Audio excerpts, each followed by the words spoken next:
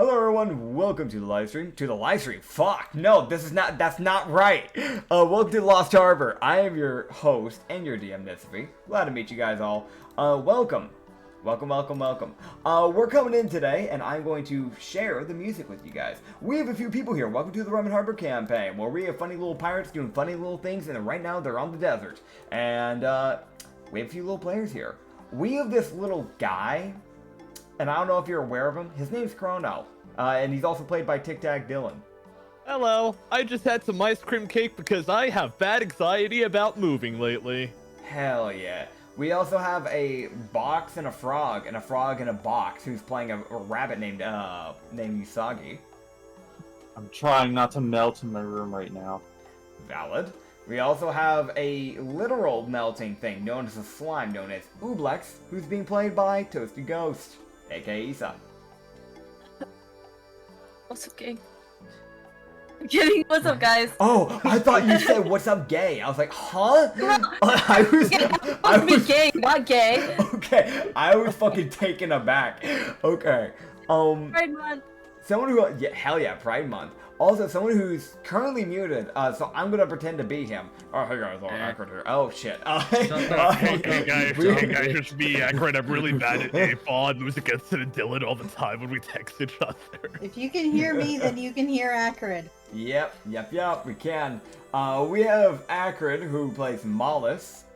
Hi. And we have the Peanut Gallery, also known as Anya. Hello. He's actually here for fucking once. Yeah, she's actually here for the intro. No, this is like the second time out of the 20 whatever episodes we've had that you've actually been here for the start. I think I'm so horrible at remembering what episode we're on. I think this is episode 21. Okay. It's the third time I've been here for the start, and most times it's because I have something to take care of. Valid. Alright, so we're gonna hop straight into this, unless someone has to fucking objectify for some damned reason. But we're gonna hop into this otherwise. No, you're not allowed to, because I need to warm up my food a bit more. That's valid. You can go get your little food here. As, for those who don't remember, in the last episode, the party came to the island of Gao. Y'all finally ported down. You have chosen to bring Shindao as the only crew member to go along with you guys, as the rest need to stay near the boat, and the rest of the crewmates have, instead of staying at the dock, have chosen to sail away, and they will probably pick you guys back up near the capital when it is time to leave, because Navy.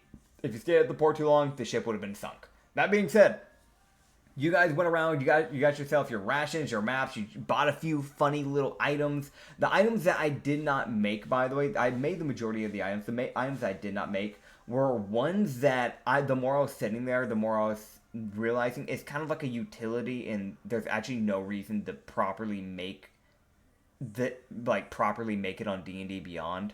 But I did get like the honeycomb blade made, for example. The disarming sword is literally just a long sword that just has the like disarming ability. So I didn't really know if I should even bother making that, if I'm going to be quite frank. I did make the sweet apple cider for you guys. But yeah, and the spell checker should be made.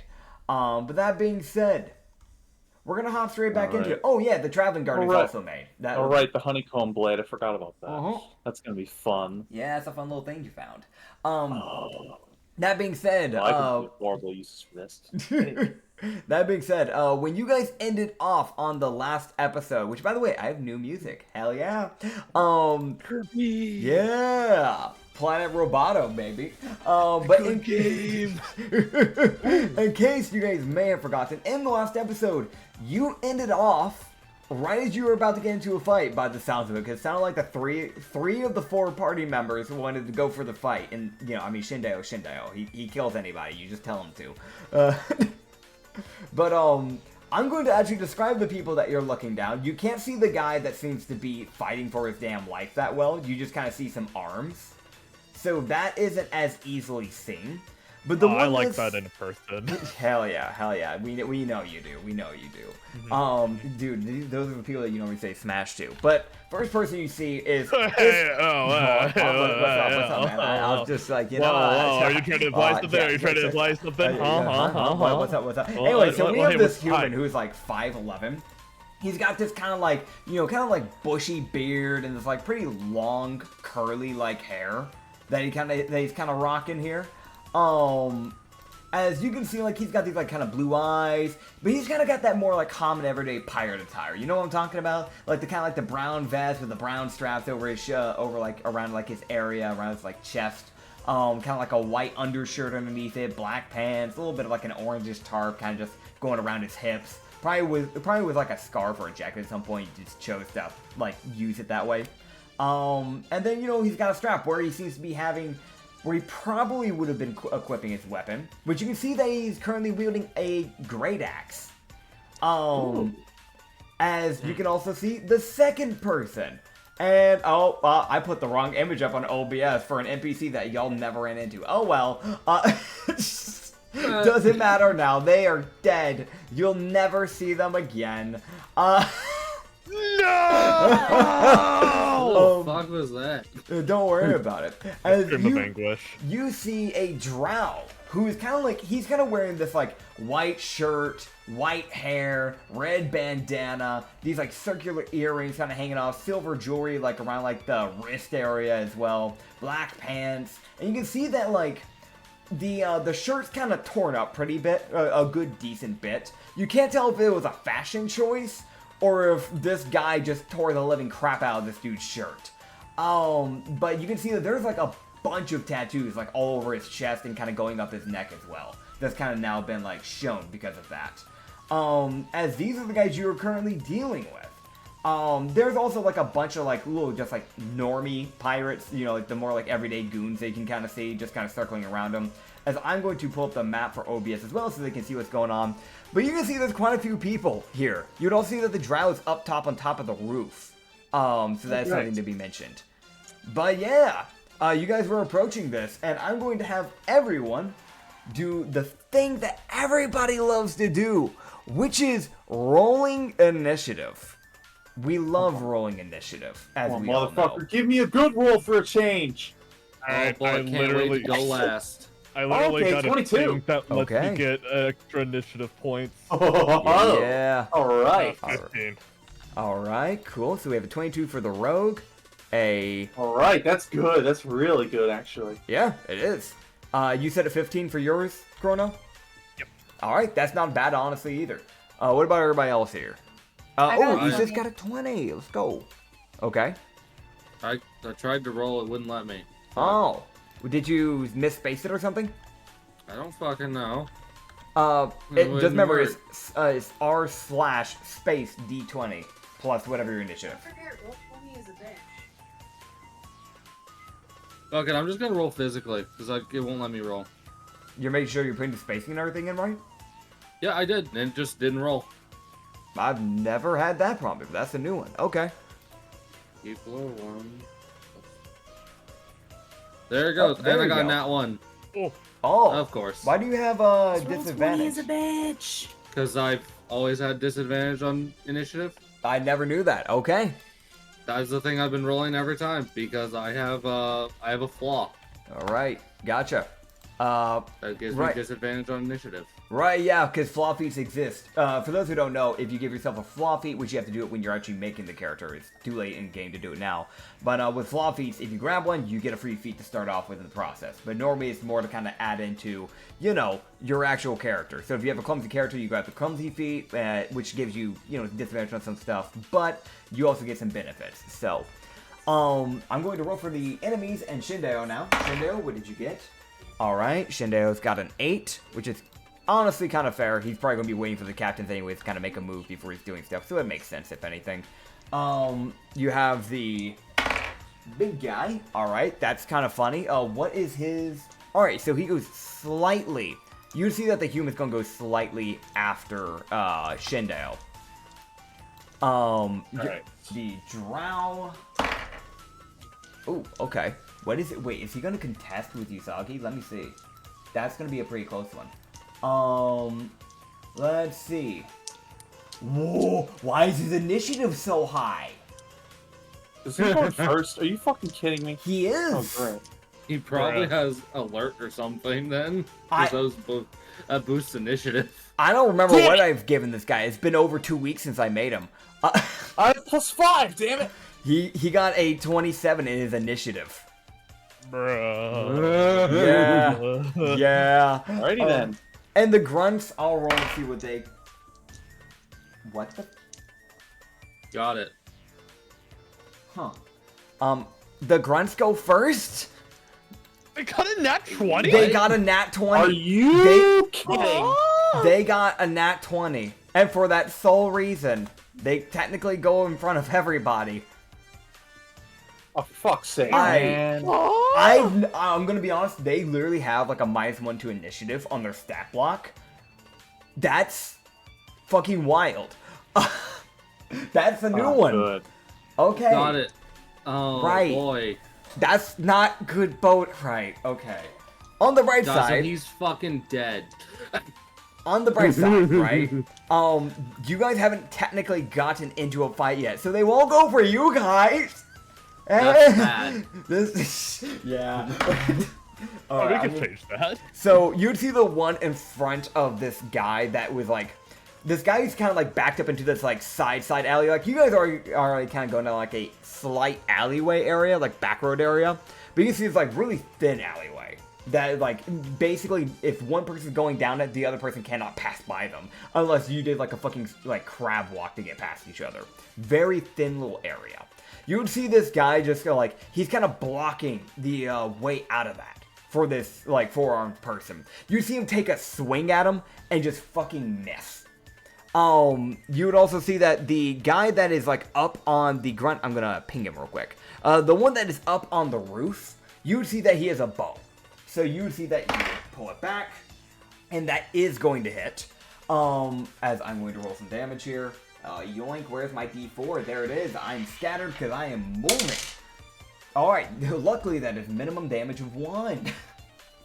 Yay. That's good. We like that. We like to see that. So yeah, you would see as this guy takes why is his sheet disappear? D&D Beyond, don't push it. Don't push your luck. Things might not end well for you.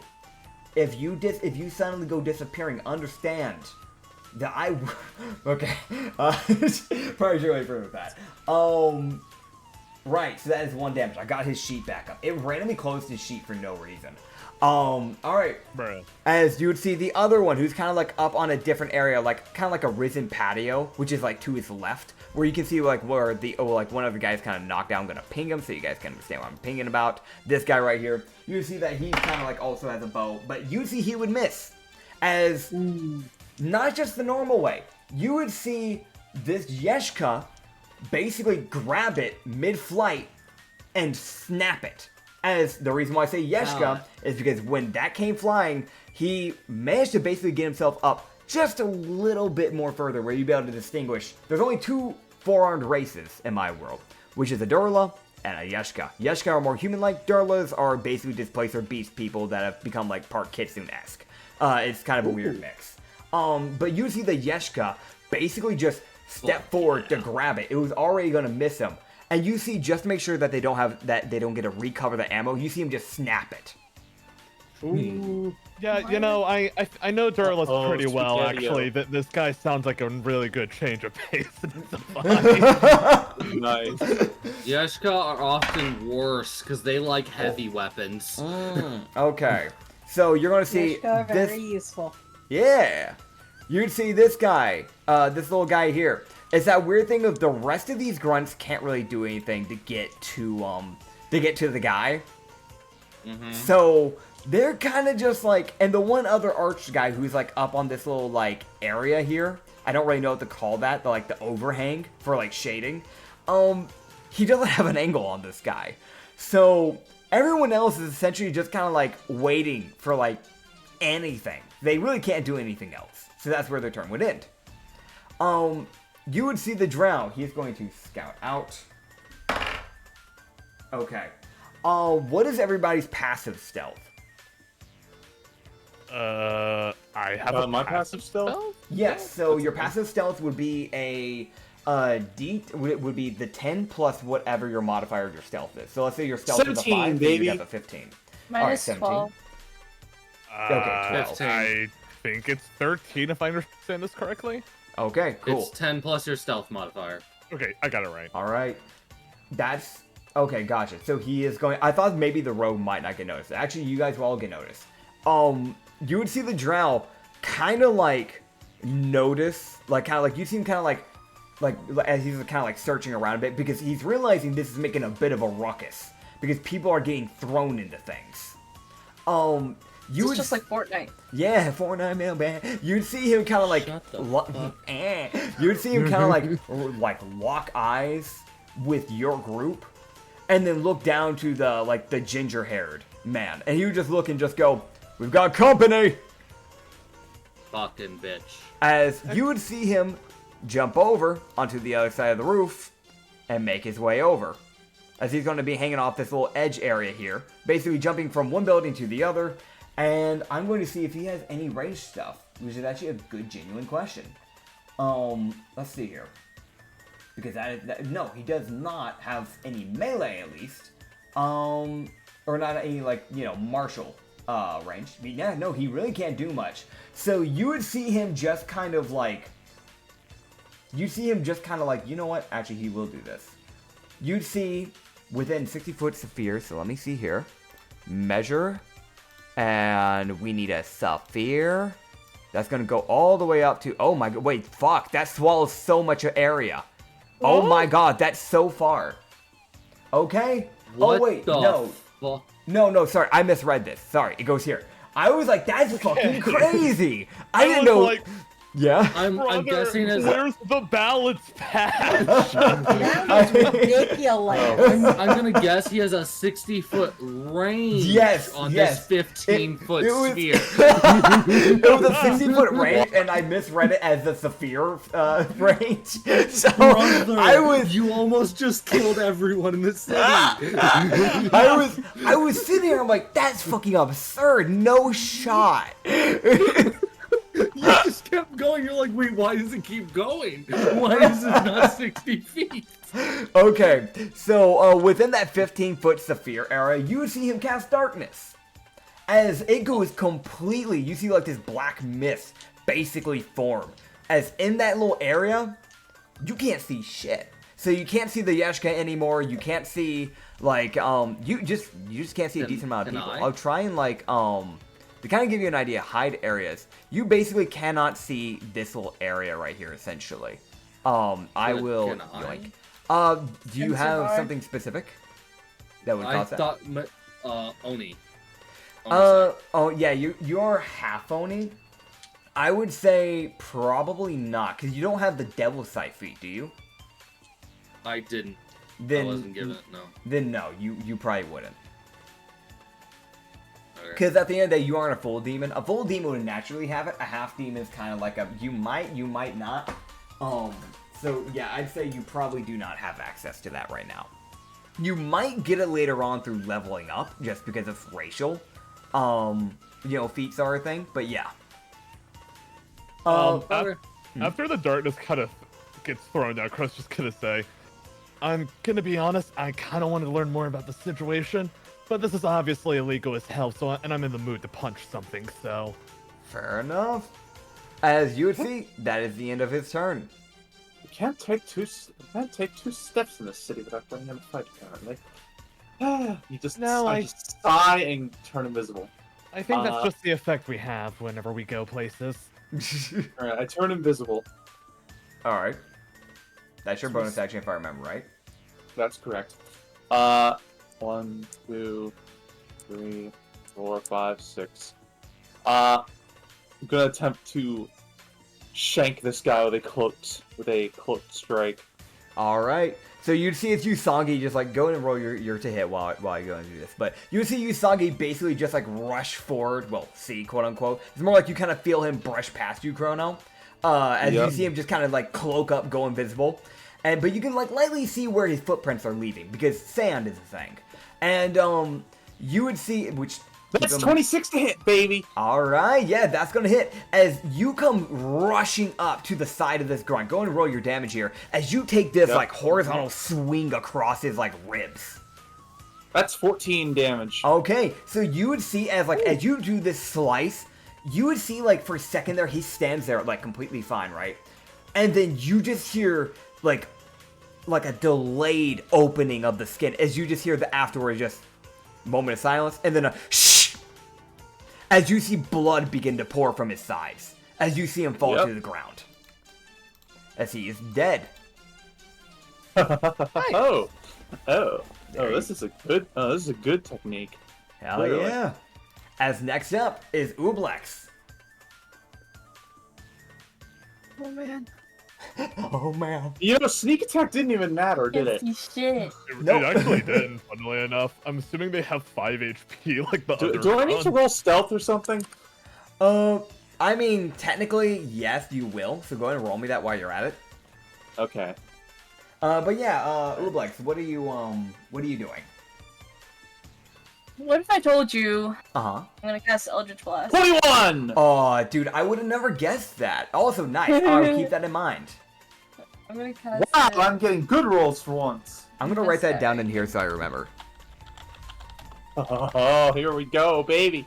Now we're getting somewhere. All right. And which guy again? Sorry, I didn't see your arrow. Oh, I had a hiccup. Sorry.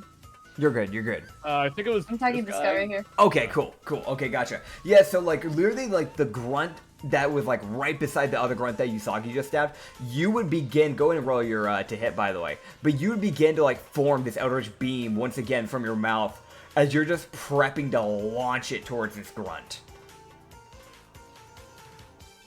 And with a 20, go and roll your damage. With a 24, you absolutely nail this guy in the shoulder. Aww. Now, There's no way I roll a 1. Now, I'm going to ask you, because I remember when I was helping you set up your sheet, you got some tone things that affect what your Eldritch Blast does. Wasn't one of them adding Charisma onto your damage for your Eldritch Blast? It's a really funny laser beam. That's a +6. A +6 onto your Eldritch My beam? bad. Okay, cool. So it does 7 damage then. Alright, cool. So these guys are slightly tougher than the normal grunts from the past that you guys have fought, you would realize, but it's just enough to at least knock them out. So you would see him kind of like, get hit with this blunt force, as you can see like, because of how charismatically you did it, you could see like, as he got hit, even though he was in pain, it was almost feels like as if he was forced to smile in that very moment. As you can see him just kind of like, shoot you this like very like he doesn't want to, but this like grin, and then he fucking falls over. Ouch. You still have your bonus action, or your main action. Because cantrips can be used as both bonus actions and main actions. So what else do you want to do? Was that your bonus or Another your main? Eldritch Blast. Alright, that answers my question. It's Who are gonna you be aiming both. for? Wait, okay, never mind. Huh? Never mind. Myself. Oh, okay. Alright. Let's roll your I'm hit. attacking this one. Alright, gotcha. As you just begin charging up the Eldritch Beam. Once again. As you're aiming for the guy that's kind of like a little bit further away, but like still kind of near that guy. That will hit. Yes, go ahead and roll your damage. As you just kind of aim for this guy's like head, essentially. Well, And yeah, and with 12 damage, you kind of just send this guy kind of tumbling a little bit because it's more of like a force is kind of like a bludgeoning force form of like magical damage. Like that is the magic's equivalent of bludgeoning. Best way to put it. So you hit him in the head, and you see this guy just go tumbling like a good 15 feet, and he does go unconscious. let's fucking go. The center my turn. Hell yeah! That's next up is Chrono's turn.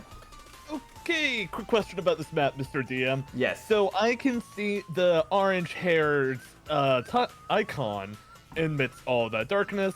Since can I see it? Could I, for lack of a better term, do stuff to it? You should not be able to see. Did the fog of war working correctly?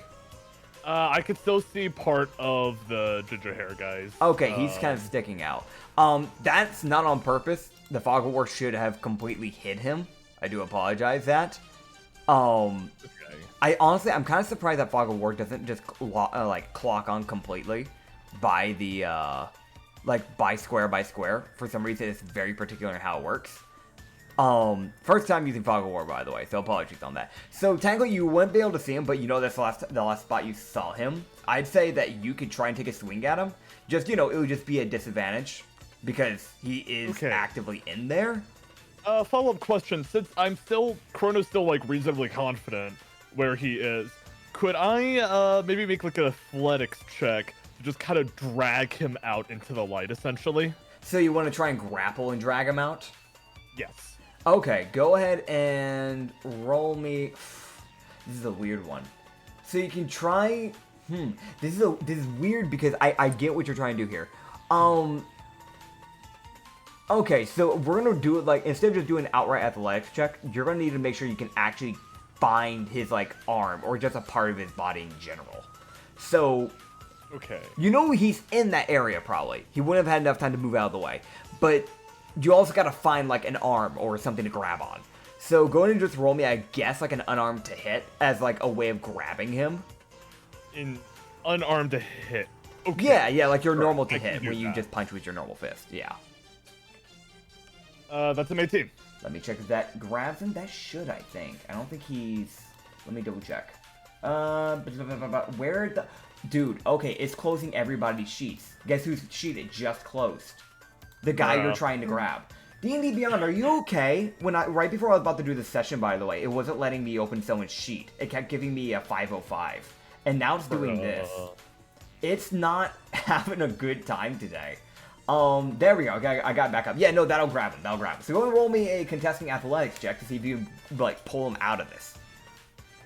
That will be a 24. Nice, you beat him. So yeah, you yank him out of this area. So you can move your icon back one, like right here, and he will come out. And you kind of just like pull him out of this little mist. And you can see even he was kind of caught off a little bit off guard by the mist. Because even he was like, wait, hold up, what the fuck? Okay, so did that, just to be clear, that counts as like my main action, right, essentially? I would say that can be your bonus action. Like that's a minor inconvenience thing. I don't think that would take you 6 seconds to do that, so you're good. Okay, that's valid. Follow-up question. Would bonus actions be okay to use as main actions? Yeah, that's fine. Okay, cool, because fuck it, I'm gonna use my new move to fucking knock this guy out. That's fair. Yeah, because I was gonna say, like, if I didn't allow that, that would be contradictory to the cantrip being used in bonus actions and actions. It'd be stupid, so yeah. Alright, cool, just wanted to make sure. So I'm gonna use Chrono's new special mechanic. If anyone has watched JoJo's Bizarre Adventure, specifically around the conclusion of part 4, the final beatdown, I could not help myself. So Chrono is going to activate Time's Barrage. So what this do is Chrono temporarily stops time and deals a guaranteed 2d12 plus 3 damage to this guy. Holy shit. So, yeah. So it's basically the 2d12 plus your, do you have your gauntlets, charged in? No, I don't. Charged? So it would just be the 2d12 then. You said you use, dexterity for it. Yes, so... with your dexterity, plus your dexterity modifier. Okay, But yeah. cool, just making sure. Yeah. All if right, you had your so... charge on, it would have added that onto it too. It just doesn't use the gauntlets damage, like base damage. So. Okay. So how this plays out is, I had to get my JoJo music for this, I'm not sorry.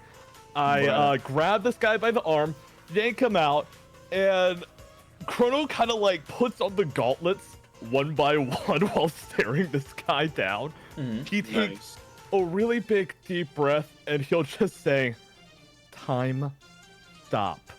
And time temporarily stops, and Chrono just unleashes a flurry of blows while time is stopped, and that will be 20 damage to this guy right off the bat. All right. And after the barrage, Chrono will just say, time resumes. And as time gets back to normal, so all the other crewmates would see this, but the ginger guy just effectively starts convulsing as punches just start slamming into him, seemingly out of nowhere. Hell And then Chrono just kind of laughs and goes, "Ah, cool. That's a thing." Now, I know I told you before that there was going to be repercussions when you use this move. Did I tell you in the DMs afterwards? Okay. You did. So how I'll flavor this is that Chrono just kind of suddenly looks, for lack of a better term, motion sick. Yep. As he just so as Usagi would easily put up with this, he would just like quickly grab his stomach and just kind of stumble a bit, and he was just saying, "Oh, right, pausing time, moving in time, right, yeah, okay, that's weird, got it." He looks like he's about to throw up, and that will do it for that turn. For those who don't know, pausing time for that long would probably disorientate you. So he gets, he's basically disorientated. Man, we really need to get the JoJo Zawardo sound effect or soundboard when you use this. I'm pretty sure it's arrange that. copyrighted, so that's why I don't. Yeah, I try not to have Dang any sound effect stuff used in this. Oh, Because, right. Yeah, that's I don't need any more problems. I don't need to figure out what. But We're yeah. not going into the problems that have been associated so far. Oh, dude, it's been a headache sometimes.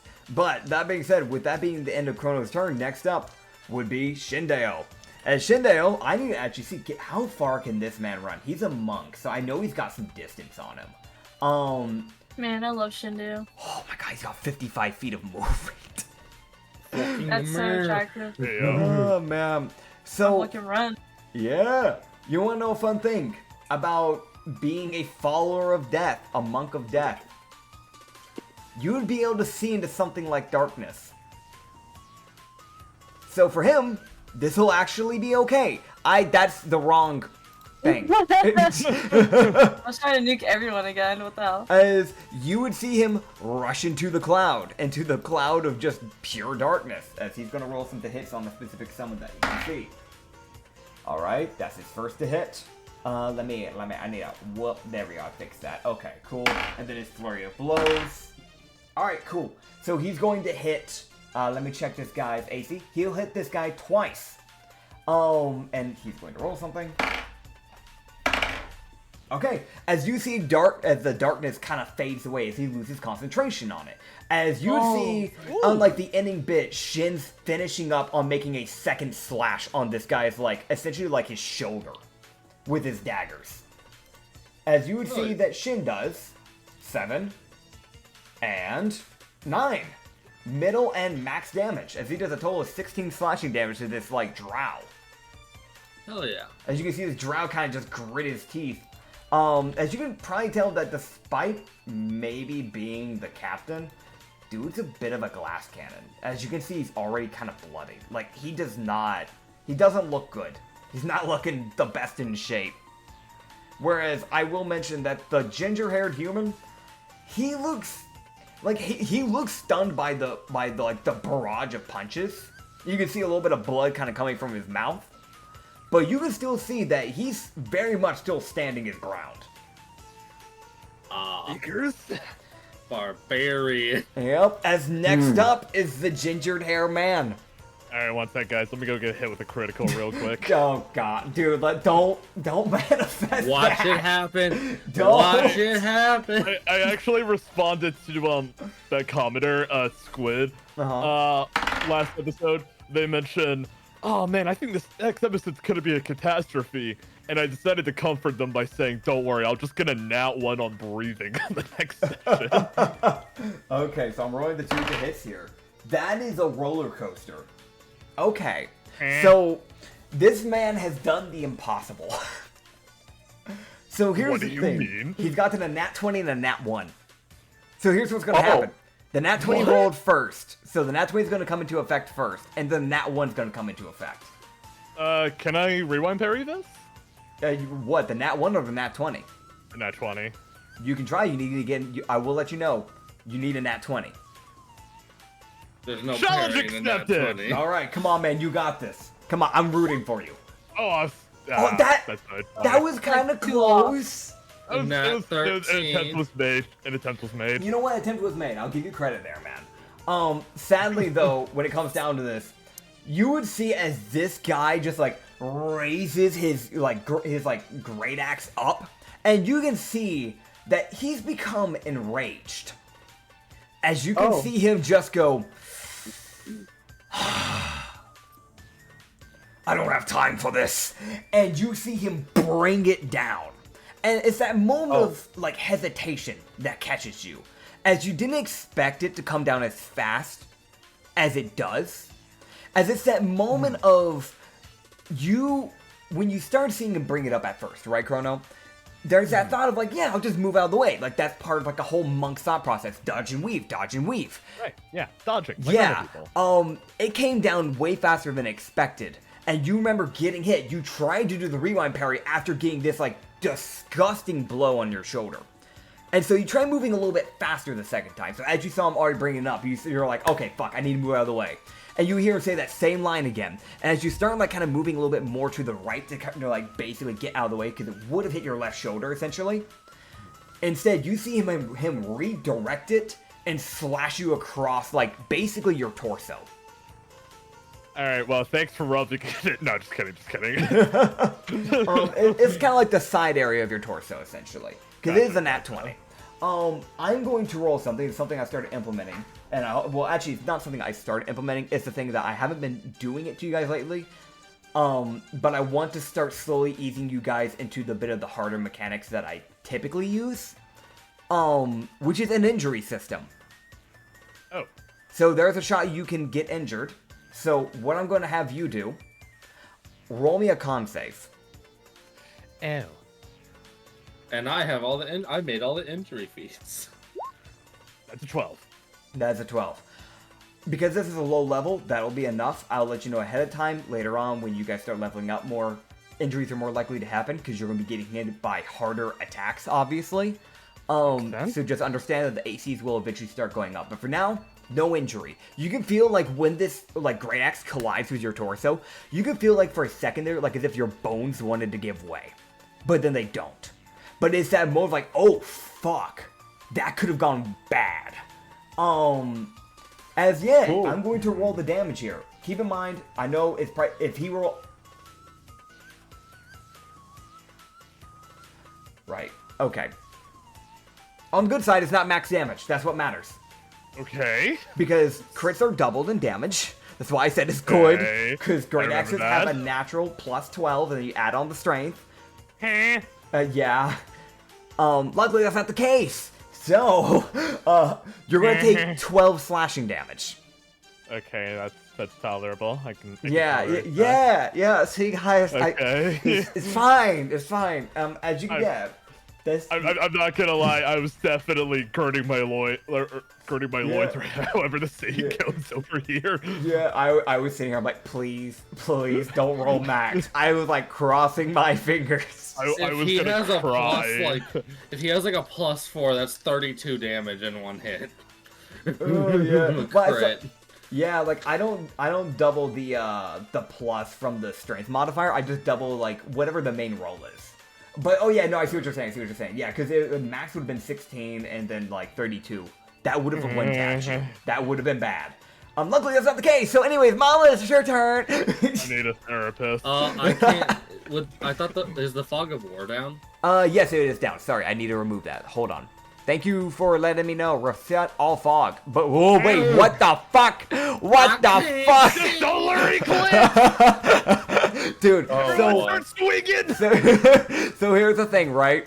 At this very second, when all this fight is going on, you see as for a split second in the sky, you see everything go dark, right? And then you just hear an etheric voice from above. As you hear a very noticeable and like familiar voice, as you hear the goddess of weather, of lightning and storm, Kinkus, go, oops, my bad. It's just... My bad? Oops. Usagi's just going to groan in annoyance. I messed up. Sorry. Oh man. Zhang's just gonna groan a little bit in annoyance. After the darkness disappears, Chrono will just kind of wave to the four-armed guy, and he'll just kind I'm of, starting to wonder. despite like nearly getting his bones turned into a fucking omelet, he'll just kind of wave and just go, "Sup?" Oh yeah. So you see the Etherealic no. hand, like kind of like pop out of a portal and wave back to you. And okay, let me roll something because you're actually choosing to interact with a god after she fucked up. Wait, no, I mean the four-armed guy. Oh, the four-armed guy. Okay, I thought you Yeah. were talking about Geekus. Oh no, that's Reed's job, not mine. Okay, yeah, cool. You would see, like, as he's, like, actively dodging a fucking blade swing over his head, you just see him just give a hi, I guess. Hi. I like to imagine Kronos grinning despite like him and his like very obvious wound in his torso. That's fair, that's fair. Alright, Mollis. Mollis would move forward as he would run up behind the ginger-haired guy. Alright.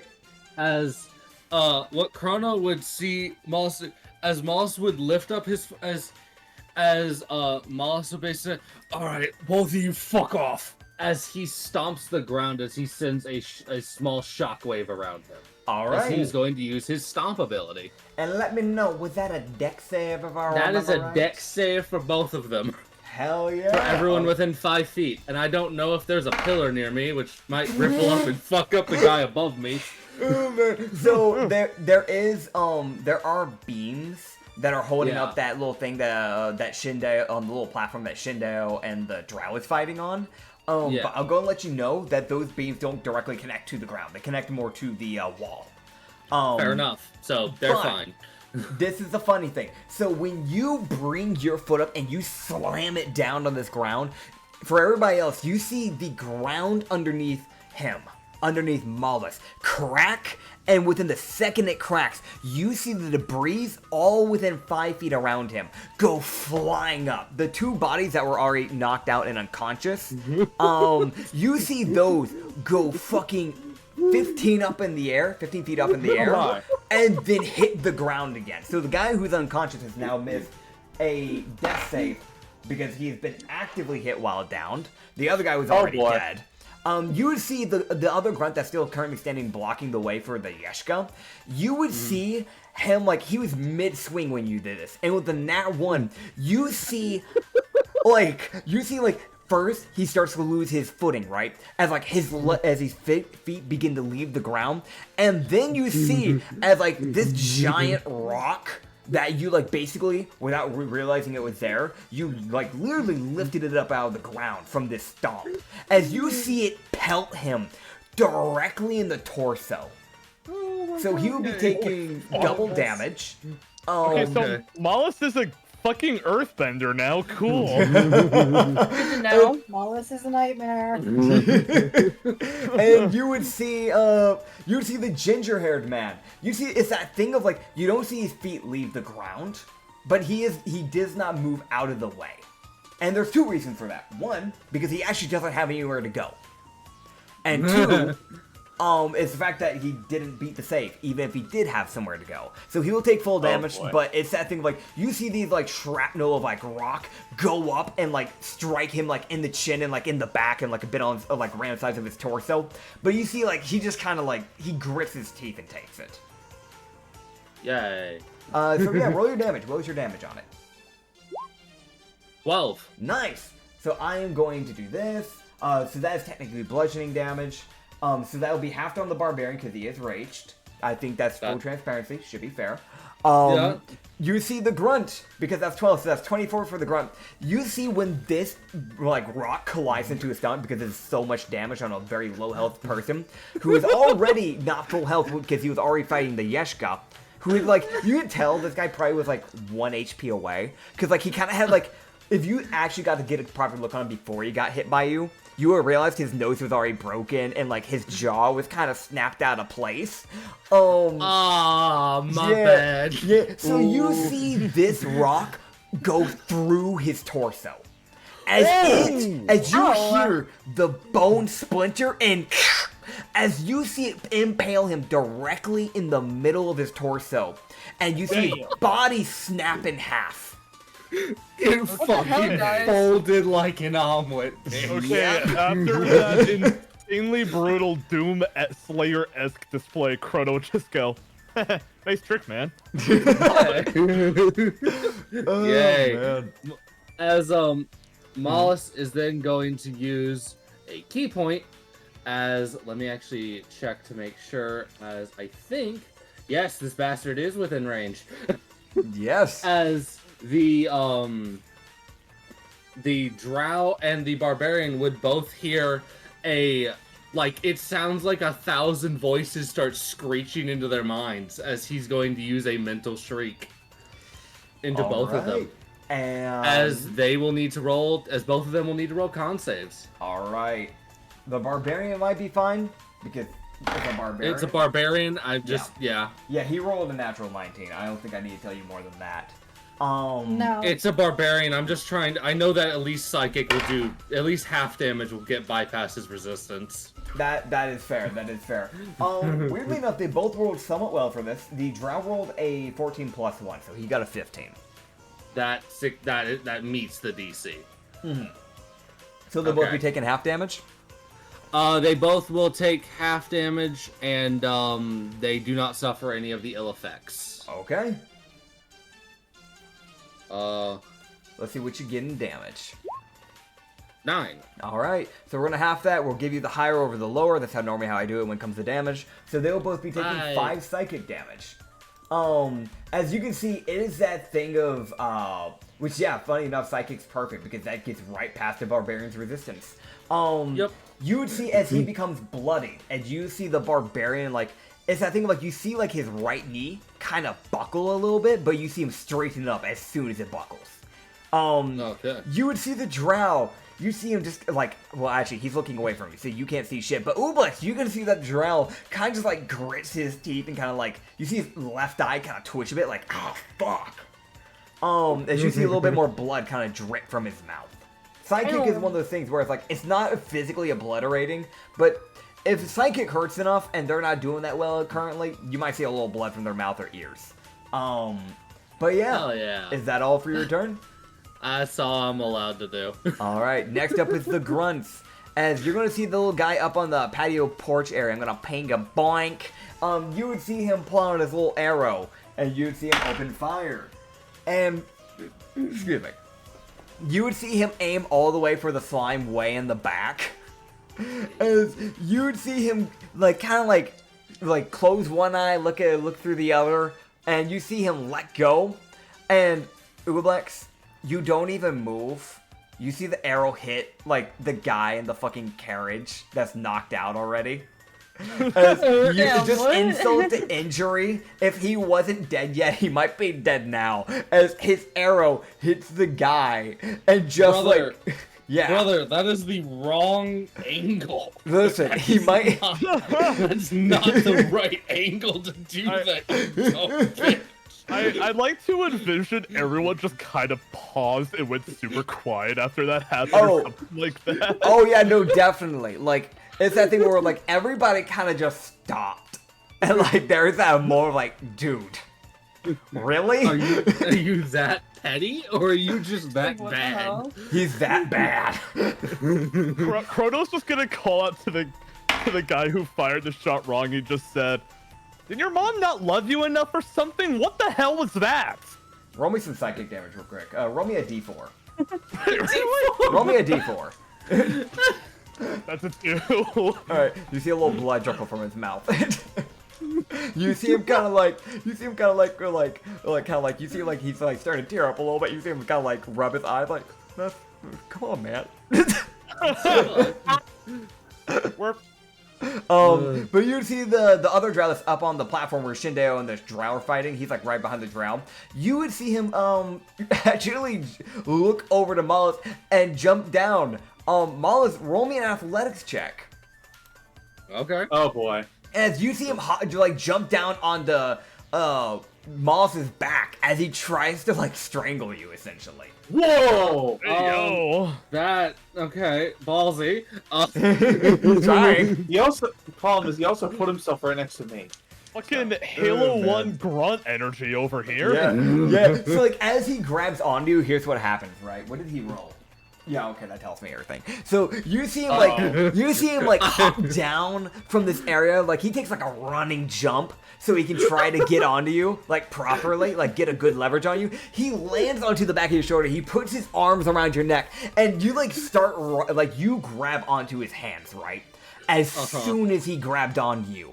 And there's that moment like you feel him go stiff as he's realized what's about to happen as you throw him. And he goes, roll me an athletics check again. And let's just see how far he goes flying. Yay! I'm gonna do the one thing I'm good at. 19. Okay, cool. As you see him go tumbling across the sand and almost slam into someone's poor damn merchandise, as that is a 30-foot throw. As you just toss this human tumbling across the sand. Man just watched somebody crack the ground and said, "Yeah, I can strangle this. I win these." Yeah, he tried, man. He tried. he does get back up. You didn't do any damage to him, but it's that thing of like you got him off of you, which is the thing. I just think that's funny. You would see the guy, the only grunt that's still perched up on the top of the roof. He's got to figure out what to prioritize. There's a lot of randoms that's appeared now. Okay, so that's for the Yeshka, that's for Mollis, that's for Chrono, that's for the random rabbit that he doesn't know where he's at, and that's for Ublex. Okay, so he's concerned about the thing that went invisible. Perception check. Okay, well, yours was, I need to scroll back up, it was a 21, right? 21. Yeah, you had a stealth of 21. That does not beat your stealth. So you see this guy kind of like looking around with this like bow and arrow, like where the fuck, where's the rabbit? So he's gonna go for his second option, the second highest person that rolled, which was Mollis again. Right? Yeah, it checks. Probably because you just sent several people flying up in the air. And through a guy. And throw a guy. As you see him launch an arrow and misses, striking the dead guy to your left. Are they rolling that once? They're not rolling that once because then it would be harming an ally, or they'd be breaking their bow or something of that sort. Oh, so it's just like a nat 3 or some shit. Yeah, it's just the most atrocious. Exactly on the mark, by the way, nat 3. Yeah, as you just see him re-strike a dead guy by accident. That's the grunt's turns. This guy would just hear in his mind just a fucking really? Man. The most quiet voice in the back of his head. Really? Next up is the Drow. As he is going to roll to hit Shindo. Let me see, where is his thing? There it is. Thank you very much, game. You would see that he has equipped with him this, like, longsword. It has this almost, like, astral, like, design onto it. It has, like, a bunch of stars designed onto it. As you see him swing it over his head, kind of like spinning it, as, like, a finesse of ways. Despite a longsword not being a finesse weapon, he is choosing to finesse it to try and confuse the target. As he would then swing it down, not vertically down directly, but with a horizontal, like, vertical down. As you see him just drag it across Shindeo's shoulder. As Shindeo would get hit. And with him actually two-handing the actual strike, he will be doing a D10 instead of a D8. Luckily for Shindeo, he rolled horribly and only got 4 damage. Aye.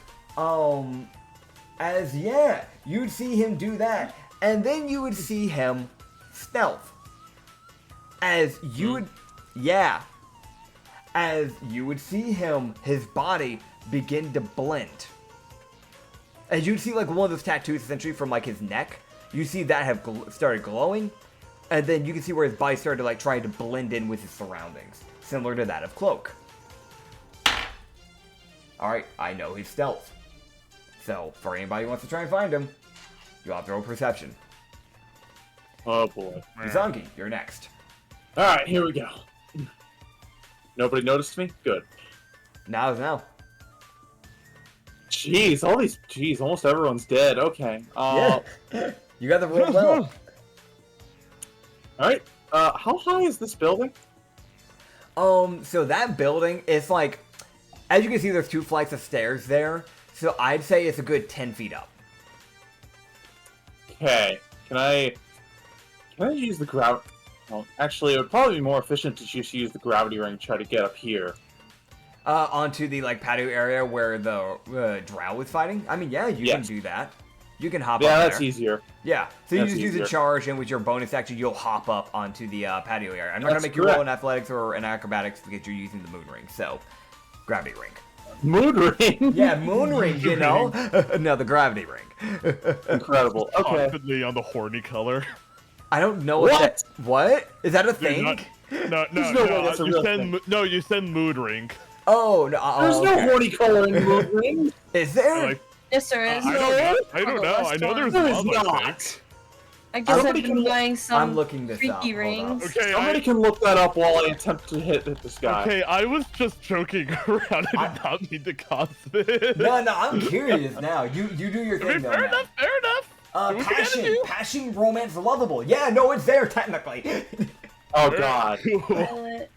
Anyway, first hit. Mhm. There we go. Who are you swinging at?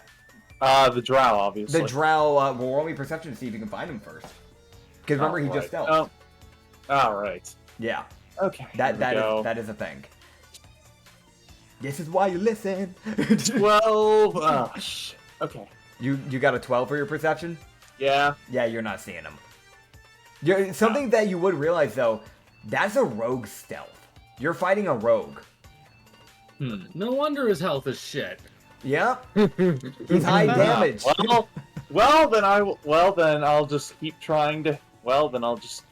Okay, I can't. Wait. How much higher up is this roof? That'd probably be like another 10 feet. So in total, this like total building is like in a total of 20. You're kind of like halfway there, so it'd just be another 10 feet of jumping.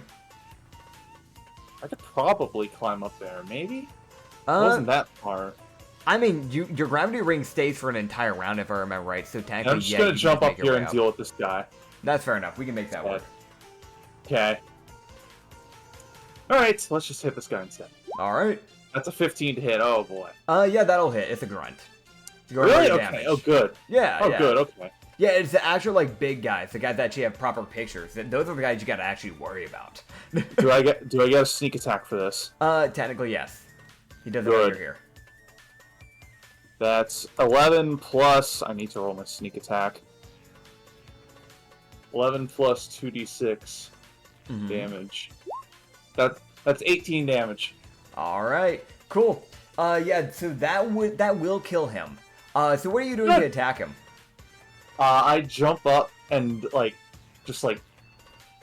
shank him in the back of the head. All right. Cool. Yeah. It So goes like there's just like a hole in the front of his head where the longsword goes through.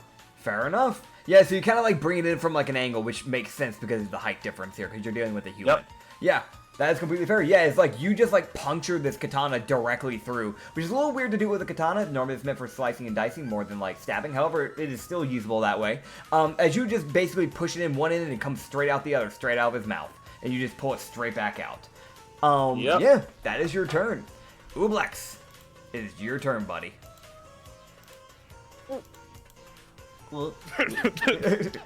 Yeah. Wobble wobble. This is not going well for these people. Not right now, no. I mean, I don't think we could have expected it to. Also, I got an answer. Yay. Alright, Eldritch Blast this guy. All right, so Ublex looks all the way over at the guy that got thrown by Mollis, looks at him and goes, "You're the one. Go and roll your damage," as you begin to charge this eldritch beam in your mouth. And like a cannon, you open fire and it soars over his head, like blasting a crate, and you just see like some water start just like pillowing out of it. I'm gonna go again. All right, go again. Like this guy in particular. What the fuck's your range on this Eldritch Blast? Isn't it usually like 120 for most Eldritch Blasts, if my memory's correct? Eldritch Blast is naturally 60, but don't you have? I think they have like the reach thing. That, like, gives yeah, them that extra would do range. it. Yeah. So what's your second to hit? Nat Oh, 20. nat 20. How do you Fucking want? Okay, dead. Issa. Because that's a nat He gets 20. obliterated. How do you want to obliterate this man with your beam? Oh shit! I would explode him and comically throw him all the way around. Okay. Like I don't throw him with the flash, just fucking like ragdolls his body, you know? Okay. So here's what happens. Some You G-Mod guys- physics on this. Rockets blasting off again! So Usagi and Moss, you guys would have a good like sight of this, as you would see like Ublex charge his beam up, and as you see, it's weirdly like bigger than normal. And it's like you see this beam, like the size of Ublex, come launching out of them. As you see, as soon as it makes impact upon this guy, you see his body immediately give. Like, feet immediately leave the ground, arms start losing control, as you can hear the bones in slow motion snap in every bit of his body. And you would see, by the end of this, I'm gonna let you know, his face is completely skinless. my As God. you see his body This is gorgeous. bounce around, slam into this wall over here at a different building, then bounce back, hit this staircase, and then go Holy shit. diving forward. You don't know why, but something about the Eldritch Beam was a little odd. Because you see him then go bouncing towards a different building, collide into that, and then collide into that same area where he was standing before he got hit. I'd like to What you imagine... want to curse here, Hame or something? I'd like to imagine the whole fight just goes silent again. Yeah. God. It's silent, excluding Mollus's laughter. Yeah, 100%. He was was gonna laughing turn to because you. he finds that Really amusing as all shit. Usagi is trying not to give himself away, but he's like, what in God's name was that? Proto's just gonna turn around and give you a supportive thumbs up, Ublex. Oh, man. There's one other thing that I should mention with this. By the way, it's going to be start moving into Chrono's turn, but I'm going to mention this before you get into your thing here, buddy. You see the Barbarian is fucking cackling at that. Uh-oh. Alright, Chronos, your turn. Okay, Okay, got it. The Barbarian and I share a similar alignment tree. Got it. Okay, That's what that tells me. okay, really man. quick, Nit. I do have something important I want to ask. Yeah. Okay, so I'm looking at the wording for Time Barrage. You specify disadvantage on the next attack, Yes. not the turn. Is that correct? Yes, it's just your next attack, because basically your next attack, you have to regather, you know, your orientation of the world, and that time's moving Right. again. So yeah. Oh my God. Okay, alright. I am going to use my main action to punch this guy in the face. That's 15 to hit. Alright, let me double check. That's gonna be really close to his AC, so I'm gonna double check. That actually will not hit. You would see as you go for this punch man, right? You see him, you like begin this swing, like a right hook towards his head, and you see him like bring up the great axe with the handle and just knock your hand away. Like basically spinning the great axe, essentially. Incredible. Fuck it, flurry of blows. Alright. And I get to roll it normally, cause no disadvantage. 17 and a 20. Alright, those will both hit. Okay, cool. That's a 2d10 plus 8. Holy shit. Cause so here's the funny thing about those gauntlets that I got.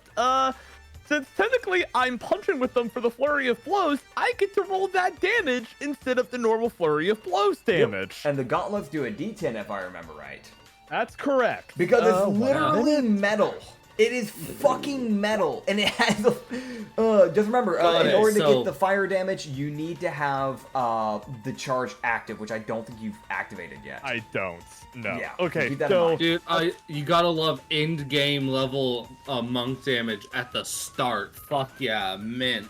all right, cool. So, all right, I just got a 24. Okay. So how? Wait, before I wait, does that? Hey, Nits, hey buddy, does that kill him? Does that no, kill him? absolutely Damn not. it. You Okay, go in and flavor it though. All right. So after the initial hand gets knocked away, so what this next part is, after the spin sort of ends, Krona kind of moves in close. His left hand sort of kind of gets in his face, blocking his eyesight, and that other hand that he knocked out just kind of comes around for a punch in his guts. And then the left hand pulls back, punches him in the heart, because fuck it, why not? No, actually, no, screw that. Punches him in the neck, and then another punch in the neck, and Okay. I'll do it. All right, so when you punch him in the neck, you realize his neck is not giving away. Like, it's like punching a fucking wall when you hit him in the neck. So, Okay. that's a fun little fact. The reason why I'm saying that, look at that man's neck. That is a fucking thick neck.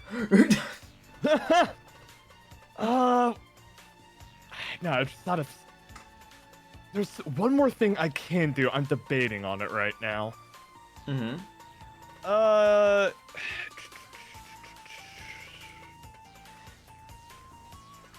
Indeed. Okay. So you told me, if I recall correctly, my transfer... I'm gonna be honest, I'm pretty sure this guy is gonna attack me on my next turn. Possibly. I'm with the amount of damage I've done to him, so I'm reasonably confident. So if my transformation fruit mechanic, that's a special, if I recall correctly, yes? Yes.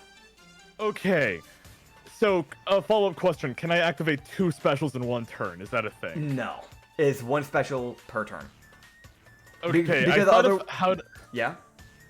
I thought of how to get some distance from this guy, but since I can't, it's probably not really worth it to activate the transformation. I'd say Which was my probably original not. plan. Probably Yeah, not. yeah, that's fine. All right, I'll end my turn on that note. Alright, cool. Just double checking. Nice. Yep. So next up is Shindeo's turn. He's gonna actually look for the fucking rope that's disappeared on him. That sucks. So you can see where Shindeo is like basically spending his time trying to find where this guy's gone. He's used his bonus action, he can't find him yet. So he's gonna use his main action. As Shin's gonna continue looking for this guy. Shin, that is somewhat of a good roll. What is your perception? That is a 16. That is not going to meet him. So Shin's whole turn is going to be him looking around, as he cannot find this fucking rogue. Wow. Bruh. Yeah. As that is his turn. It's that sad thing of, like, you guys kind of already have the other guy, so he can't really do much else. As next up is not going to be the barbarian. The guy who's been stockpiling his turns. The Yeshka. As you see this Yeshka, who, I want to mention, he's been, like, kind of doing a mixture of, like, punches and things. You would see that, like, his weapons had been knocked to the side, which is why. As you see, you hadn't really noticed it at the time, as he kind of makes his way over to here, stepping over the dead body. As in the bush near the building where you guys are kind of fighting, are some bone weapons. Ooh. As you see him pick up 2 bone warhammers. Uh-oh. As you see him look towards the barbarian and just go, "Not today." And you see him begin a barrage of swings with his forearms. Yo. As I'm going to roll the hits here. Okay. He basically 2 hands each warhammer, so he's got 2 warhammers essentially that he's using. But the reason why I had to roll so many times was the 3rd time was for something extra that is on the side. The other 2 is because he also is using his action surge. But it's also dual wielding, so I actually need to roll one more time. Cool. So you would see as he begins, just like a barrage, like a fucking spinning wheel. You see him just start swinging in basically any direction you can see, from like above or near there, like going down towards the right shoulder, going for like the side of the ribs, going for like this guy's like, because he's kind of got his back towards Mollis, so kind of even aiming for the spine at one point. Like, he's aiming for any possible open spot for this barbarian's body. As he gets 2 of the 4 hits using his action surge. As you can probably guess, he might be, by me saying, action surge. Man's a fighter. A little tanky. Yeah, a little tanky. As that, oh boy, that is 20 and 16. Ooh. As he does 36 granted, it's halved, but that's 36 bludgeoning damage. As you just see him unleash on this barbarian. And you can see the barbarian just kind of grit his teeth. As you just hear him just go, that's enough. And his turn will begin. As you would feel a moment of silence kind of wash over all of your bodies, anyone that is near him. And in this moment, for anyone that's around him, Mollis, Chrono, and the Yeshka, some people have auras. And I'm not talking about a magical aura, I'm talking about when you meet them, or if you, do the right things, they're gonna come off a certain way, and they might spike a aura of fear. Oh. I want both of you to roll me a wisdom save. And not just that, because I'm looking at the radius here. Usagi, roll me a wisdom save as well. Oh, fuck me. Alright. And that'll be Alright, Shindeo as well. That's a 14, baby! I got a 22 over here. Okay. And let's see for Mollis. 14. So here's the thing. Oh, something just happened. I guess my cat knocked something off. You can see Shin go stiff. Oh. As he got a nat 1. Oh. You would also see Usagi and Mollis. Despite getting a 14, there is that feeling of, you barely pass, but there is that creeping feeling of, fuck, should I run? You choose not to, but there is that genuine in the back of your mind, should I fucking run? Oh boy, more people like this, lovely. You would see that the Yeshka is unfazed. And Chrono, you are fine. But even with you being fine, there's still just that natural feeling of intimidation. That kind of rushes over you. I'm not saying Ublex because they're a little far away, so they probably wouldn't feel like that quite yet. But to Ublex, it would be kind of confusing because you're seeing everybody almost just completely shut down to a degree. Especially Shin, who's normally pretty active, as he is a very dexterous monk. That's his main thing. So he's normally on the move. You're seeing him just go standing still, silent. Poor baby girl. As you would just hear him go, well, this was fun.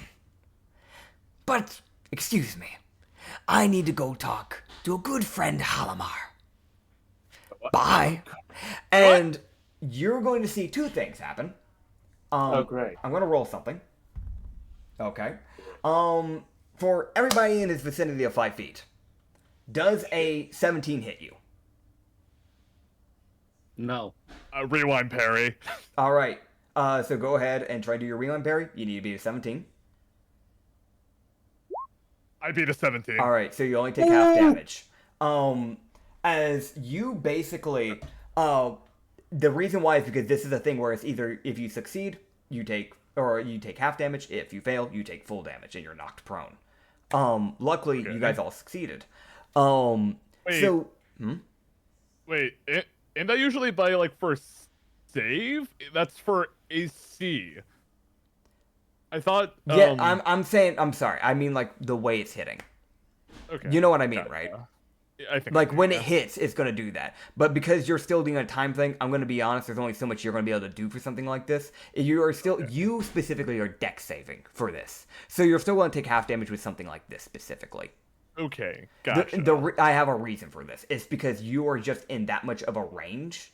You would need to be able to quite literally compress your bones and puddle like Ublex to be able to actually fully move out of the way for something like this. If I'm being honest.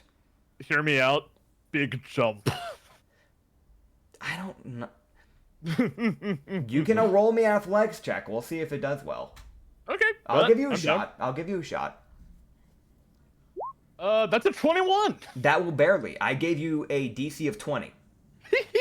Keep in mind when it comes to those bigger things, those DCs are going to be high. Look, I mean, at this point, we know we're not finishing this guy off. I gotta look cool in front of the new guy. That's my only reason Fair for enough. doing this at this point. So Mollis and the Yeshka will take half damage. As basically, it's just the same damage from his great axe, essentially. As you just see him do one massive cleaving sweep around him. As he does 16 slashing damage, so you can half that. So that's going to be 8. Because you guys did succeed, if I remember right. Oh wait, no, you guys got hit. Sorry, the whole chrono thing actually fucking threw me off. That's on me. I didn't get hit at all. Oh no, you didn't get hit. Okay. Then yeah, no, you're fine. No. Yeah, no, you're fine. So just the Yeshka, you see the Yeshka. Wait, actually, where's his health? Hold up, wait, fuck. Cool. You see the Yeshka become crippled. As you see this slash for the two of you, Miles, you kind of like bring up your cause were you fighting with pickaxes? What were you fighting with? Or was it just your hands? I had my calcifer. Okay. So yeah, you bring out your calcifer, the golden calcifer, aka the great sword. You bring it up to kind of like block it. And Chrono, you basically jump over it. But you would see that the Yeshka was like basically wide open. Like he was still mid swing. So you would just feel that like tear through him. And you kind of see him stumble back a bit as he like barely holds on to consciousness. As he had to roll a con save to stay conscious. But that being said, you'd see him just do that and just go, I'm gonna have some fun. And you'd see smoke appear. As he threw down a smoke bomb. Fucking goddamn. He's gone. Counter spell. No, it's physical. That's not a spell. How could he go that far? How could he run away that fast? I mean, do you think you can find him? Maybe. I mean, I have a high vantage point. I would think I'd be able to see where he went at least. I'll tell you this. Okay, so here's what I'm going to have you do then, right? I'm going to give you 3 options. There are 4 areas where he could run. I, as a person, have determined where he will run to and how he will escape. You tell me you have one guess and one guess only, and only Usagi will get this. I'll give you the benefit of a doubt. Not roll me. What area do you think he escaped from? Ping me. This one, it's the closest. Wrong. You will not see him. Damn! Okay. Yep. Oh well, I tried. You tried. But yeah, you see that he just fully disappears. Bruh. As that is his turn. You still have some grunts and you still have a drow to deal with. Alright, Mollis. Fine, I'll deal with this guy instead. Oh, for fuck's sakes. Yep. I hate running. I hate enemies that do that. I very rarely do that for NPCs, but I have a good reason for that. But I always try to give you guys an option. I did give you an option to try and find them, to be fair. I gave you a shot. Alright, Mollis is going to look around with his bonus action. That is valid. Go Trying ahead. to find this Action, fucking coward. Yeah. As, there's just an outward fucking just projection for the 30 feet of fucking come here, you stupid coward. Alright. Let me know what you get. As he's fucking calling the fucking rogue a coward. And technically everyone can hear him say that, and it's very clear he's probably talking to. Yep. That's a 7.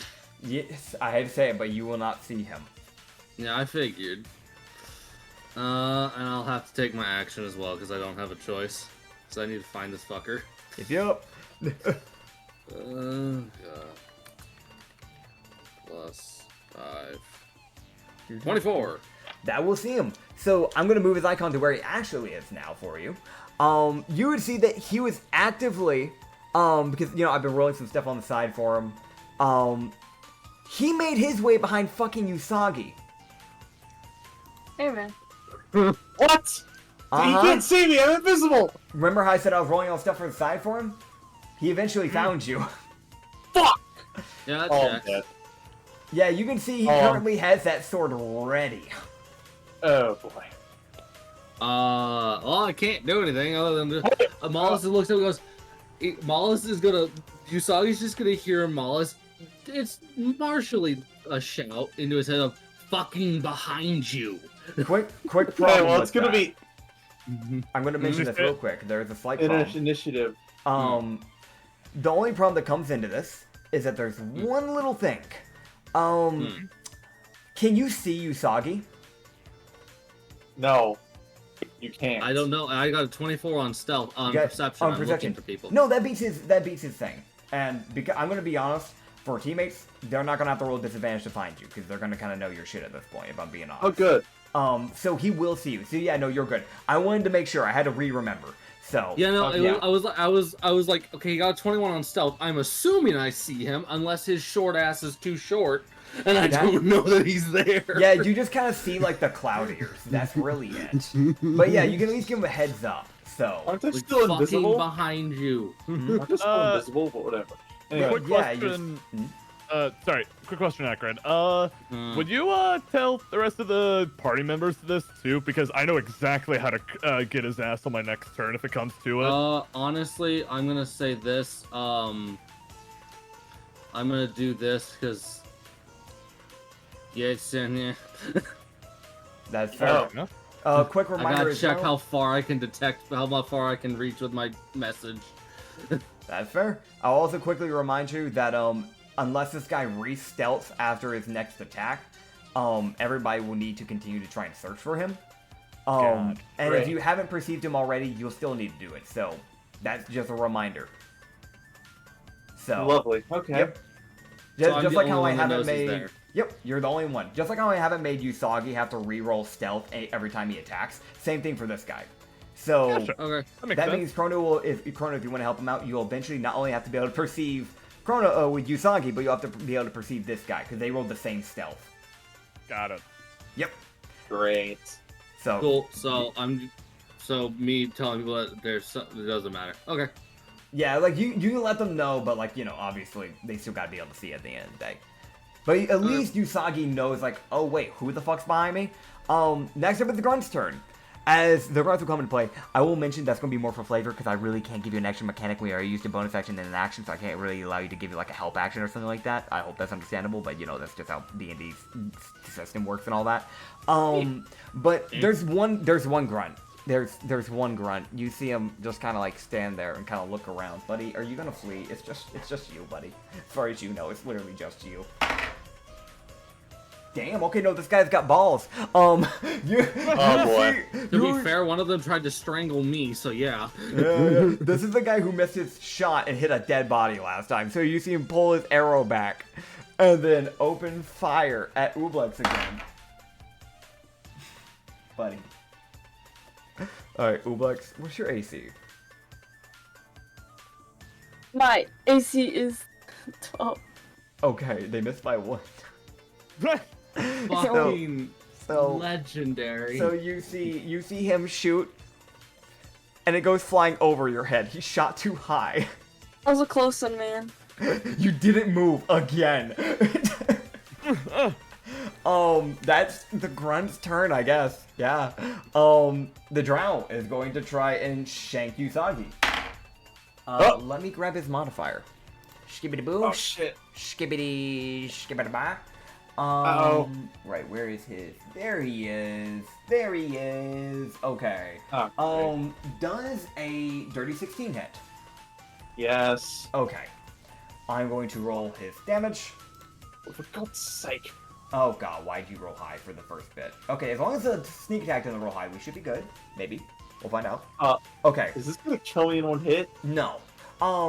So you're going to take 19 slashing damage as he strikes you on the back, and he continues his stealth. Great. I will actually move to where Moss would know where he went. As you see him kind of like basically circle around. So that way you can't just expect him. Ouch! Yeah. Yeah. Ow! Yeah, he hit hard. Again, it's a thing of rogues. They don't have a lot Alright, of health. well, I have an but they hit idea. hard. Yeah. Alright, next is your turn, by the way. Okay, let me think for I need to consider my options here. You still have to try and find him. Yeah, you still gotta find him, that's the other thing. Okay, I have an idea. Yeah? Are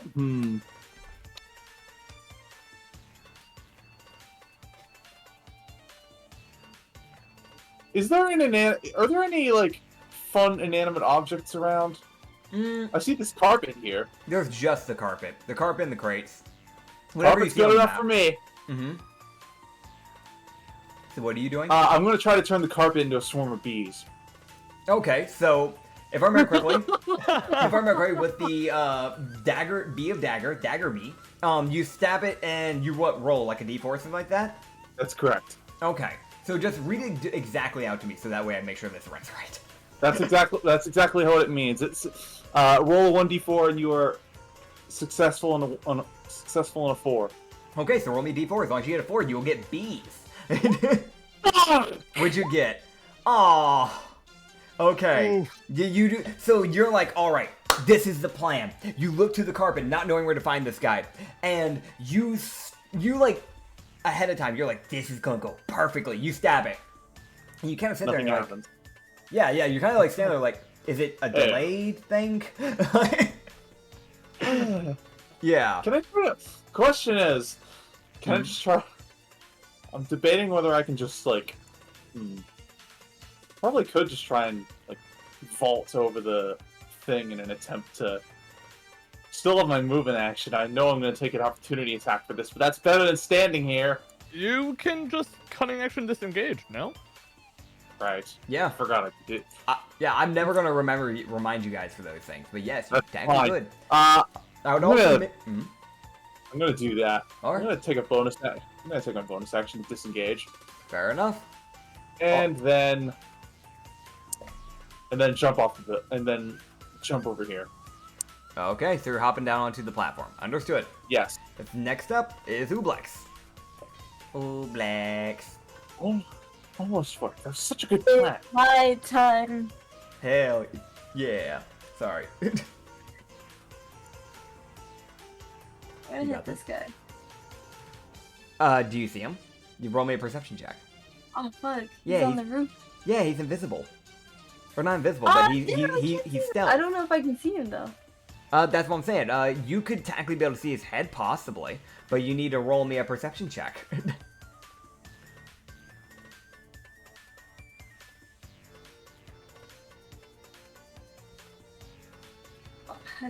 I don't see him right here. So that would have been your bonus action. If you want to, you can use an action to also try and see him, unless you want to shoot the grunt. Oh no, I'm gonna shoot the gun. Do I see this one? Yeah, you can see him. You can see him. Okay. It was just that one drow. The drow's been stealthing for a little bit now. Let's see what you get. Oh, And that one is crazy. You were rolling too well, I guess. So you start to form this like eldritch beam in your mouth, right?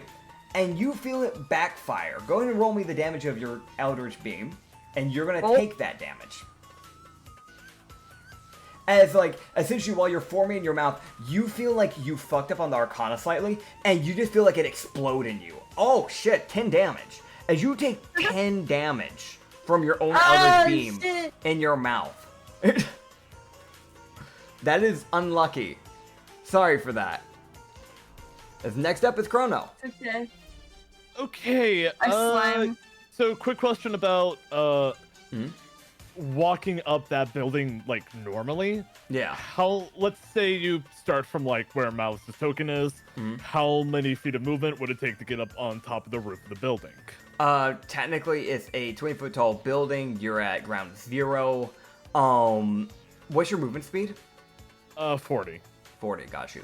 So you probably could get up there with all your movement speed, but keep in mind the thing that you'll need to do is you'll need to roll me either an acrobatics or an athletics to jump up there. Because these aren't just something where it's like you can walk up unless you had like plunger shoes or something like that. You would need to jump up to these areas. Okay. So you can jump up the half balcony area that Shindeo and Usagi's on. Then you can do another jump, well, all within the same bonus action if you want. Just roll me the checks. Actually, I have a different idea. Okay. So I was double checking those, the description of those burst boots. Mm-hmm. Could I just, use those burst boots to just kind of get up there as a bonus action instead?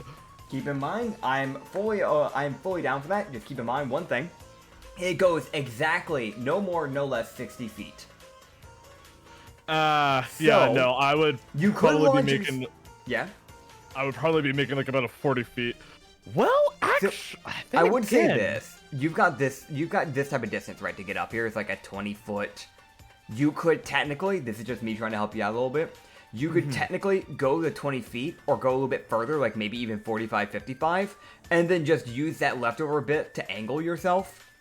Actually, 10 feet of that distance would be just going vertically up, actually. So you could you could get up to exactly in the middle of this fucking roof. Perfectly with those boots, actually. I'm just throwing it out there for you, but yeah. Okay, cool. Thank you for clearing that up for me. I'm gonna do that with my bonus action in that All case. right. Then you'll go all the way over here. Okay. So, correct me if I'm wrong, is it just a 4E thing where you could just take an action to, like, dodge or defend, which adds to your AC? Or is that just a 4E thing? I think that's more of a 4E thing. I personally don't do that for 5E, so. Okay, fair enough. Yeah. Okay, let me... Alright, and, as my main action, I will make a perception check to find this guy. Alright. Come on, man. You got this. 21! You see both Usagi and you see the drow. The only way you see Good. Usagi, despite almost not being able to see him because of the height thing, you kind of just see like a little bit of his ears peeking over. Just like a tiny little bit of his ears peeking Incredible. over. Yeah. So essentially for everybody else, you saw Chrono basically you see him flick on something with his shoes that he's been kind of wearing for a little bit now, and you see him just take to the skies as these rockets on the side of his shoes start propelling him upwards as he just lands on the roof, and you see him take a look around. Wait, And that's when one you- more thing? Incredible. Important? I do a flip. Okay, yeah, you do a flip. Roll me an acrobatics. Okay, bet. That's 20! Alright, you do it seamlessly, nothing bad happens. You do Yeah! you do the most perfect front flip of your damn life. You've never done a more perfect, clean front flip. You gain inspiration if you don't already have it. Let's go! That's what that nat 20 is gonna get you, some inspiration, buddy. Excellent. Hell So, yeah. Alright, where's this tro at? Well, you can see that he is currently right over here because Mollis was still able to see him, so I did have to be transparent with you guys. So yeah, Okay, he's got it. over here. Cool. That's where Mollis saw him go.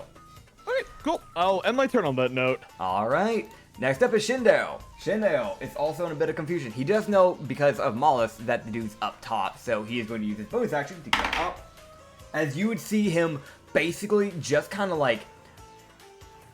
basically crouch down and then just fucking backflip up, essentially. And he's going to look around. Sadly, that's going to be all that he can do because that's his bonus action in action, but, you know. Fair. Could Chrono point out where the dro is, or is that a no-go? That's kind of a no-go. It's that thing, you could say it, but, that wouldn't actually do anything. It's the same thing with me. Yeah, It's the same thing that happened to me. Okay, gotcha. Just making sure. Think of it like this, right? If IRL, you had an imaginary friend, and you pointed at a rock and said, he's there, everyone's going to look and be like, where? You see what I'm saying? Hits. Yeah. Imaginary friends are real. What are you talking about? Oh here my we go. god, here we go. Alright. Shindo is gonna make his way over. He did see him, by the way, with an 18 plus. That was like the wonderful. base. Natural 18. So yeah, he sees him. He makes his way directly over to the rogue. But he can't do anything else, because that's the end of his turn. Mollis, you're next. So, everyone, so I need to double check something with an item I have. Okay. Yay, I can do this. So, Mollis is going to take 2 steps back. Mm-hmm. Is going to move 10 feet backwards. As, I think the Yeshka and maybe Yeshka, Ublex, and probably Usagi would notice him flick his hand. As he will then run forward, as he will then jump using the jump spell that he has as a bonus action that he can cast at will for free. Yep, because of the jump ring. And just fucking go wee. I don't think I need to make you roll in Amazing. athletics. You just fucking make the jump. Incredible. Because I took a long jump, basically, I think, effectively. Yep. And I can go like 60 feet. Yep. Wow. So Long like, jump. yeah, it's like the funny difference, like with Usagi when he used his like ring thing to get all the way up there, he like gracefully quote unquote floated over there like as if he was in zero gravity. Whereas like Mollis, it's a like not a slow descent. It's a as soon as he's jumping, it's the most aggressive thwomp drop down onto the ground. Like the most like, oh you're on and like ground pound type of shit. Okay, just because you're Imagining flavoring your Mario jumps, mine is stylish. Alright, I strike a pose after I land. I really want to use the my stomp attack on the guy, but I don't want to hit Shin, so I won't. That's fair. That would be nice. So instead, this poor fucking rogue just gets a great sword swung at him. Alright, roll your to hit. Oh. As he just sees coming out of the blizzard cloak as a golden calcifer as Mollis swings it at him. Hell yeah. Oh! Roll your to hit, man. Yay. Mollis is on fire today so far. Actually, almost all of y'all are doing really fucking good. Like, ignore the health damage that you guys... Because you guys only got to hit, like, once or twice. It's just been unlucky damage rolls. But, like, y'all are actually rolling well today. Yeah, no, they Oh, I'm sorry, I jinxed you. I shouldn't have said it. Yeah, so you I've see, rolled like... bad. I've been getting the bad rolls. Yeah, my bad, man. So you swing at his head, trying to, like, lob off his head, essentially. And you just see him ducked right under it. You cut off, like, a few of the hair follicles on top of his head, but, like, you don't actually get him. Piece of shit. Fucking coward. Stand there and take it. That's easy for you to say. You're not the one being swung at. Is that it? Yeah, that's all I can do. Alright. The grunt raises his bow gracefully and aims for the slime. And Brother. misses! Next up is the drought. You know what? No, fuck it. Let's go back to the grunt. You see the grunt bring back the bow and arrow, right? You see him, in fact, chuck the bow instead of shooting the arrow. And then stare at the arrow and then look around and then fucking run for it. What? So remember everybody, the other session where everyone was getting nat ones? Yep. The roles are now reversed. Yes. And it Finally! feels We get great. some good rolls for a change! Let's go. We love seeing that. You would see this grunt like start running, and instead of taking the stairs off this 10-foot drop, you see him without a thought in his head, failing horribly on his dex save. You see him just like you see, like, I'd say Usagi and Ublex, you guys can see this. Mollis, you can kind of see this. Chrono, you can only see the head bit. So for you, you see his head disappear. For everyone else, you see this guy trip at the very ledge and fucking face plant as you just see, like, a cloud of sand follow up into the air. Is he dead? Is there a puddle of blood coming from his head? Man, I gotta roll to see if he's dead or not, actually. Okay, Nat 1. Yeah, no, he's dead. He snapped his neck on the way down. I was gonna say, even if he didn't, he's heavily concussed. Yeah. Oh, that's good. That's good stuff. Oh man, as it's just the drown now that's with you guys. I'm gonna roll to see if he will try to escape or if he will stick around, because to be fair, he's surrounded, and his one of his main people just fucking dipped on him. Yeah, no, that's fair. So with his bonus action disengage, he's going to try and break away. As if you wish to pursue him, you can, but essentially his bonus action and action is just him disengaging and dashing. Hi, buddy. As You want to go? He's not bothering. He would basically just run off. If you guys choose to chase after him, that is up to you. But his whole thing is just him running away.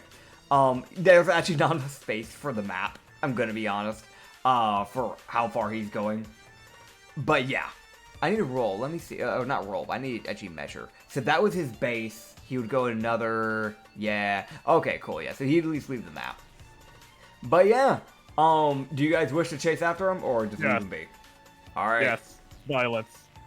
All right. Cool. Well, next up is Usagi. Then, are you chasing? I'm gonna. I feel like, given that I'm currently. You wouldn't see him actually. Actually, you wouldn't be able to see him because of your height.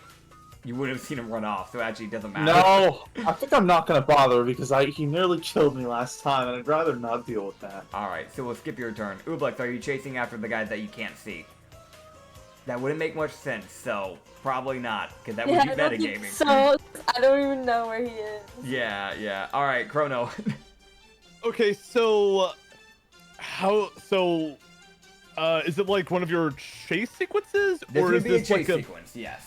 It'll be a test of con, essentially. Okay, I want to do it, but for a specific reason. The ginger-haired guy mentioned Heimdall. This guy's clearly working with them. I mean, I'm just saying, free information if I do this right. Yeah. But I do have something I want to do to make the chase easier. Before I start. So I am going to form the gear, and I'm going to eat it. And then I'm going to activate the bonus action, Accelerate. Okay. So that means I get a speed boost, and I get to effectively roll a d4. That'll determine how much faster I'll go. Okay. 1 minute. Aight. Roll 20 is being a little bad on me right now. Okay, that's a 4. That's a full 20, so I can move 60 feet this turn. Is that just base, or is that with dash? That is base. Okay, base. So when you dash, that'll give you 120. So in total, honestly, we actually won't have to even do it because he wouldn't be able to get enough distance for a proper chasing to start. So you'll just be able to close the distance, actually. You're good. Gotcha. So what Malus and Shinde will see, Chrono will just kind of go, oh, no, you don't. He'll eat the gear, and he'll take off one of his gauntlets for a second, and he'll touch his legs. And they get kind of coated with this sort of like green energy as he just kind of zips by, kind of leaving one of a light green magic trail by. As Accelerate gets to make Chrono faster. So haha, screw you, rogue. I'm faster than you, bitch, fucker, bitch. I don't know where I'm going with this. Why are you so mad? I don't know why you're so angry at this, bro. Why do you have to be mad? I don't know. I think with all my moving anxiety lately, this is my outlet. I think also, to be fair, you heard the word Halimar and you're like, no, this fucker. That too. That's fair. And you're like, kill him! Oh man, which? Okay, I really don't know how the fuck a rogue was supposed to escape 2 monks. I'm gonna be honest. That was not gonna go well. I mean, movement speed isn't everything. There is no like actual con chase scenes. That's why like a barbarian is able to run past a monk normally in base D&D and be able to catch up to them in a chase scene. That's what gives like con people a chance. That's also what makes con useful. But in this instance, if he wasn't able to close the gap immediately, then there would have been chase scenes. So yeah. But yeah, go ahead. Okay. So, how is this gonna? So, since we don't need to do a chase sequence, how does this work exactly? I mean, you just have the rest of your turn. What else do you have? You use your bonus action, right? And a special. Yeah, and then I wasn't sure if I needed to dash or not, is the main thing. I mean, probably not, honestly. Because he only had 30 feet movement speed. He's 30 feet just to get to the border of the map, and that would have been another 30 feet. So no, you'd close it. It's fine. Okay, just wanted to be clear. Yep. And in that case, I will go ahead and use my gauntlets to punch him in his stupid face. All right. What did he do? Why are you so 18. mad? That'll hit. Why are you so Okay. mad? Okay, no, pause.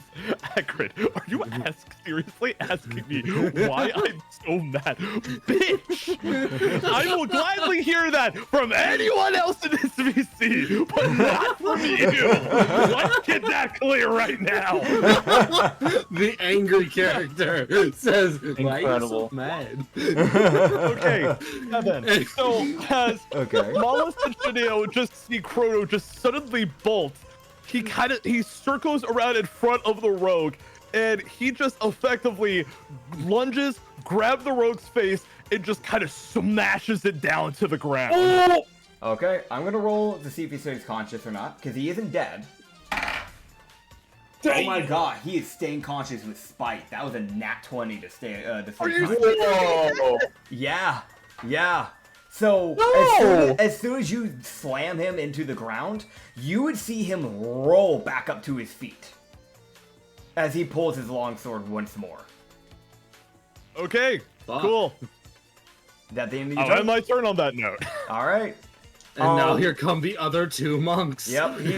Trust me, I mean, it's that thing of like, I doubt he's gonna be conscious still after this, because there's still 2 more monks before he even gets a shot to do anything. At the very least, you brought him down to a point where it was enough to where he had a shot of going unconscious, meaning he is crippled.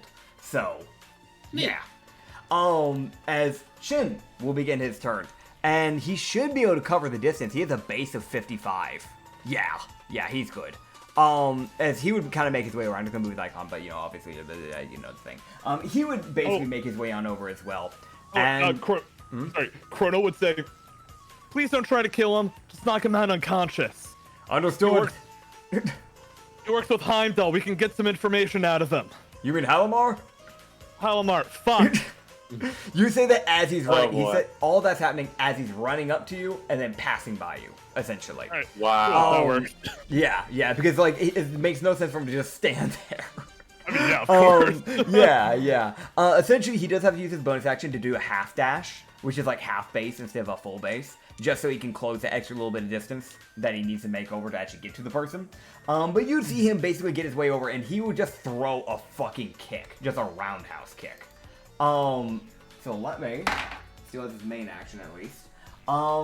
That is unlucky. What the fuck? Yeah, honestly, it might be an adrenaline thing right now with this drow, because you see Shindeo like basically go swooping down and putting all of his weight onto his left arm and his right leg, or no, right arm, right leg, basically pushing himself to the ground and just doing basically like bringing his whole body to the ground sideways, and then doing like a sweeping kick, basically to try and like hit him in the chin from underneath. But you'd see that the drow basically just brings his like longsword up and just brings up in just the right spot to block the sole of his foot, and then shoving him to the side. As that is Shin's turn. Mollis, As Mollis has what's your movement 50 speed? feet. 50 Oh, feet. okay. 50 feet. So you'll have to do the same thing. So you have to use your bonus action to do like a half dash to get to him. But yeah. Okay, as I will do a half dash in we. Yeah. We. As Mollis is going to actually do, I guess this might count as a variant of this stuff. I don't know. I just want to grab the drow and slam him onto the ground effectively All right. to essentially keep him, like basically using all of my strength and weight to keep him down. So we're So athletics, I'm guessing. athletics because it's a grapple. Yeah. Because you're not aiming to damage him, are you? You're just aiming to grapple, essentially. It's a mix. Mollis isn't. He's not trying to kill the guy, but he's not trying to make. He doesn't want the guy to get away. So if he gets Okay. knocked out in the process of grabbing, he's like, "Well, we got him." Okay. This is a weird one because it's like if you wanted to do damage, I would say it would be a like unarmed to hit. But if you're just trying to grapple and just trying to restrain him, essentially, it would be a grapple. I'll just take the grapple. It's yeah. that weird, like, I'm not trying to let him get away at all. If Yeah. I knock him out, that's Okay. fine. Yeah, that's fine. We'll just do that. We're doing athletics. Yay. 21. Yeah, you'll be able to do it. I'm not even gonna bother with him. He has an athletics of 0. He actually literally can't make it. Yeah. He's like, I stand up. Oh god. Like unless he gets a nat 20. No. Yeah. So yeah, no, he doesn't. Yeah, so what the others would see is Mollis like basically puts the great sword, grabs the drow by the throat and just slams him down, just holds her like fucking quick as shit. All right. Yeah, you will successfully restrain him. As yay. Yeah. Fuck you. Answer the damn questions of the captain. Yeah. As technically that'll be the end of combat in a weird way. So I'm gonna put on, why not? We'll put. Are we on a building? Yeah, you're still on a building. He was just jumping from building to building. That's all he was doing. So you're just on a different building now. I'm gonna go deal with this guy down here. Oh, hold on. Let me really look back at the map. Which one? Which guy? The other guy. Oh, Those Yeshka? Shit Okay. kicked out of him, yes. Yeah. That's fair. Yeah, you can go over to the Yeshka and start talking with him. Ooblex, while I'm trying to get an idea what everybody else is doing, because I know we have an interrogation going on. We have a friendly banter between a rabbit and a Yeshka. What is Ooblex doing?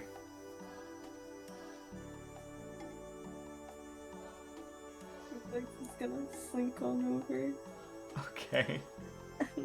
Why Why? are you so quiet? Why are you getting quiet? Oh, my bad. It's just You're slink on fucking over. whispering, woman. I mean, you don't have to measure your thing now. You're out of combat. So where are you going? What's she doing? I'm trying to get the tea over here. Okay, you're just trying to listen in. I gotcha. Okay, Yeah. cool. Hell yeah. Are you trying to listen into to the interrogation or about with the Yeshka and Harrigan thing? The Yeshka. Okay, yeah. So you just slink over and stretch your body up to this like. Are you going on the patio thing or are you going underneath for shade? Underneath. Okay, yeah. So you just slink underneath for shade and just like basically sit like kind of like diagonally behind Usagi, just kind of listening to this conversation. We will hit that conversation up in just a second though, because I feel like the interrogation's a bit more prompting. So it just seems like it's a little bit more of a dire situation, so we're gonna handle that real quick. Yeah. Just want to say, very happy with how that combat went. Cool. I feel like I'm finally a fucking captain now. I'm glad you guys finally got a combat where your rolls weren't so bad that you got your shit absolutely ran, even though that wasn't the plan. So I'm glad you got to actually like steamroll for everybody. Okay. Got to use So, a new just- stomp ability. Yeah. Okay, so Malice, you're pinning him down. Right. Yeah, I have basically what I have is is he right or left-handed? This Which guy? hand was he? Which stand was he holding the sword in? You're not sure because he was kind of using both hands. He was basically two-handing the sword. He's a- Okay. He's a rogue. He's probably ambidextrous, to BH. Probably. Fucking speak English, not in acronyms. Ambidextrous basically means that they use both. I but know what there's it not means. It's just the more like the fucking speaking letters. Yeah. Fair enough. So I'm just gonna basically Mollis is going to freeze his hands together in a cube of ice. Fair enough. Yeah, that works. Okay, cool. cool. Just keep in mind, with it being ice and it being in the desert and it's boiling hot, that you'll have to constantly keep remaking the ice. But yeah, it's fine. Bonus actions. Yeah, they exist for a reason. Okay. Action of that- pin. Okay, so with that in mind, Chrono will just kind of sit down in front of him, cross-legged. He'll just go, "Hey there! Couldn't help but notice you were trying to leave a fight unfinished back there." I didn't come for a fight. Well, that's what happens when you work with pirates, right? Assuming you were with that, loud axe-wearing guy back there. He would kind of just look to you and just go, "Does it fucking matter? He Yes, left me." actually. Well, you, don't you work with Elamar? Who? Okay, hey, Acrid, you want to roll insight? Because I think your modifier's better than mine. I mean, If you're anybody at- that's here for the interrogation can roll one, so both of you can. Yeah, we should.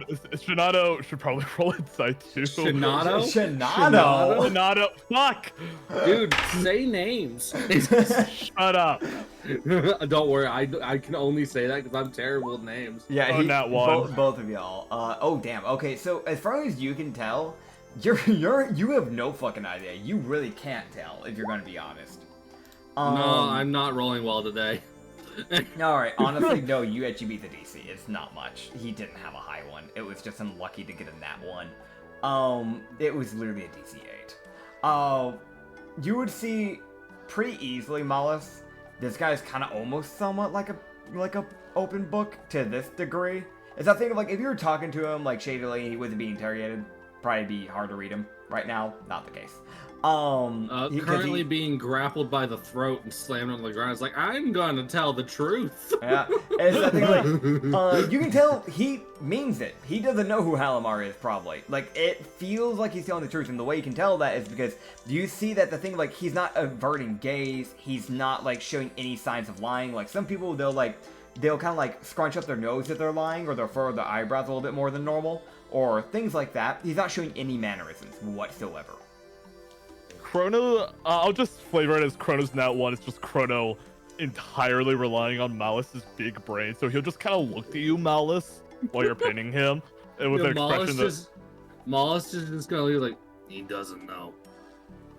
Alright, you can let him go. Chrono says, getting up. Looks like we're done here. Shin's gonna look to you and just go, actually, I need to kill him. What? He's on the list. The gods list. Mollis is gonna grab the back of the guy's neck and go, alright, here. You know what? Yep. You know Mollis what? actively exposes the front of the dude's throat. To Oh boy, here we go. Yep.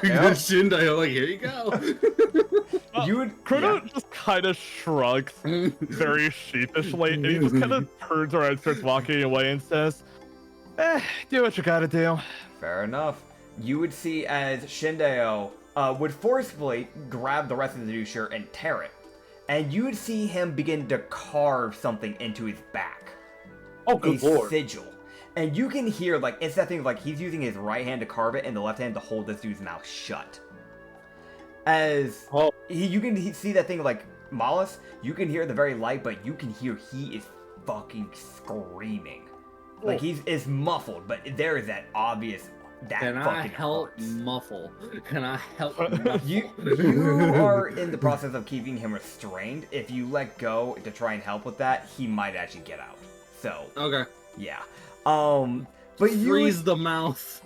yeah, you would hear him just go, for the transgressions of dodging death twice, and also for the transgressions of kidnapping 2 monks, I hereby pronounce you dead.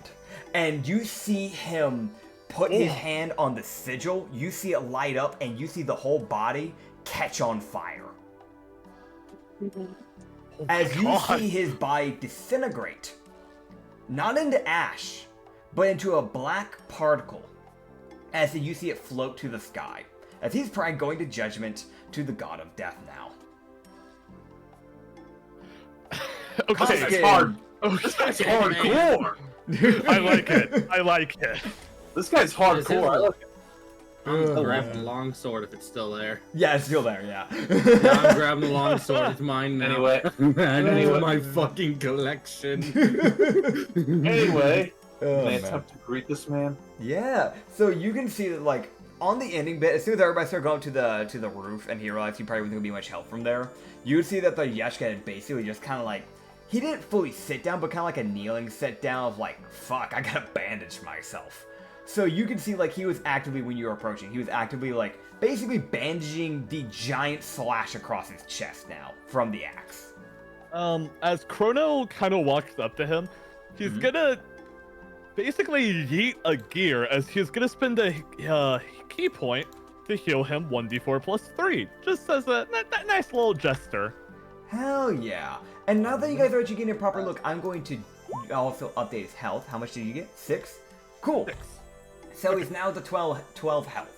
He has a max of 44. That gives you an idea. He was not looking too hot. Gosh, yeah. Yeah. Mollis is gonna, in the background, slowly start dragging the bodies into the fucking alleyway. fair. Like he is piling. This entire alleyway will be full of the corpses by the time he's fucking done. Like it is this whole fucking line. Yeah, so that little tight little corridor. Corpses. The tight corridor that Yeshko is fighting in, you just see Moss slowly putting those corpses into there one by one. You would see him receive that form of healing. But I'm gonna send you the picture, and Gotcha. Usagi, I'm gonna mention Chrono will probably get there a little bit later, so we will start the conversation with just Usagi and Ublux being there, because you guys were actively doing the interrogation. But just a heads up.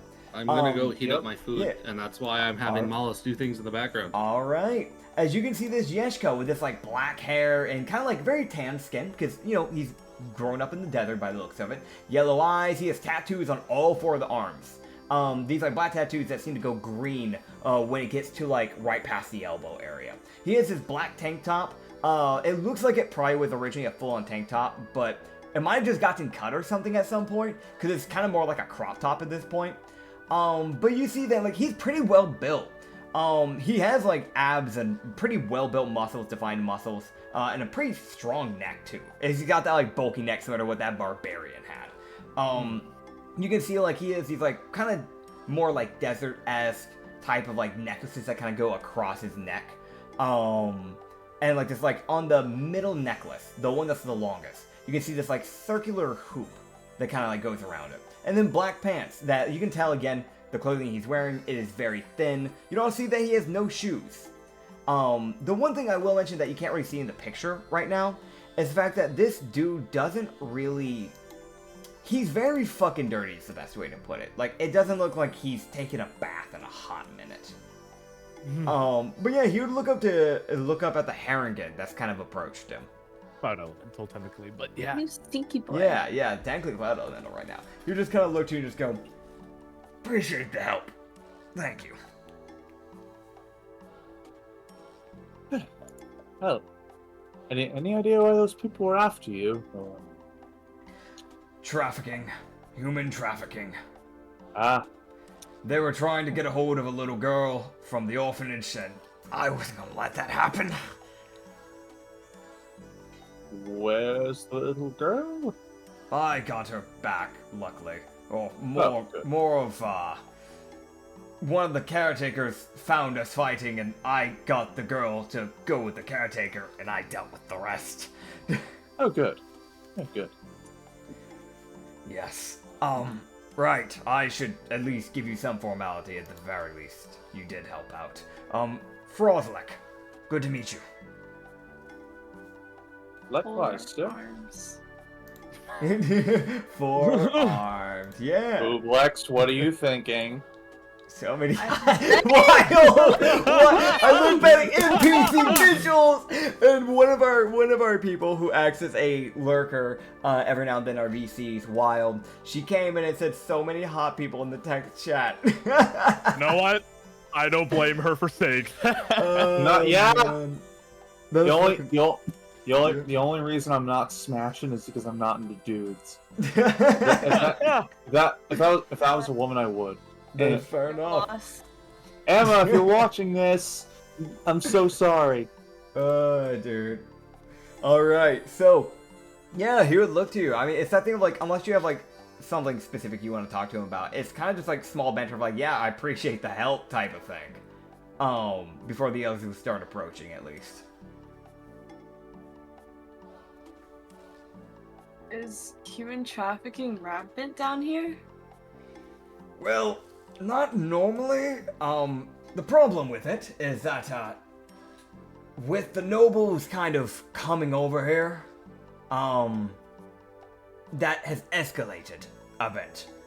Human trafficking happens just about anywhere, obviously. It happens here just as much as it does in any other country, but whenever nobles start showing up in one area all at the same time like this, you know, people start showing up more and crowds become more prevalent, and if crowds are more prevalent, then people are more likely to start getting snatched because it's a perfect cover-up. Because how would you notice that one person's gone missing in a crowd of 57 people? It's very hard for the guards. Damn. Guess I gotta keep hidden. Oh boy. I honestly, and he kind of like, he takes a look at you, and it's like, you can realize, it's slowly sinking into him that he's talking to a slime. Like, wait, he's like... yeah, like he's doing a double check, like, he didn't really look at you before, because he didn't really know where you were, and then he's starting to realize, wait, no, it's the slime talking to me. Wait, no, why is there a slime in the desert? Those things normally, like, dry up and shrivel up in this area. He would look to you and just go, and then look back at Usagi, and just go, Yep. He kind of like, with all four arms, kind of like points at Ublex and just kind of goes, is that slime talking? Yes. Yeah, you have 4 arms. It's cool, man. You're You're the first 4-armed person I've met. Yes, Oh, they're very adorable, aren't they? He would just kind of like, you would hear him just go, they call me odd. Well, it's a pleasure to meet you, little guy. And you see him reach out with 2 of the 4 arms, the 2 arms on the right side, for a handshake. You like shakes 2 of his arms with 2 like little arm things he makes. Actually, I just thought of a cool entry line. Shakes him quick back. Chrono would just kind of walk in at this point. He would just say, to be honest, the terms like odd or weird have kind of lost meaning with us. Ahoy there. You fought pretty well. Shinteo! I appreciate it. Yeah, you see Shideo hops onto like the fucking like starts hopping down with you, by the way, and just you hear that.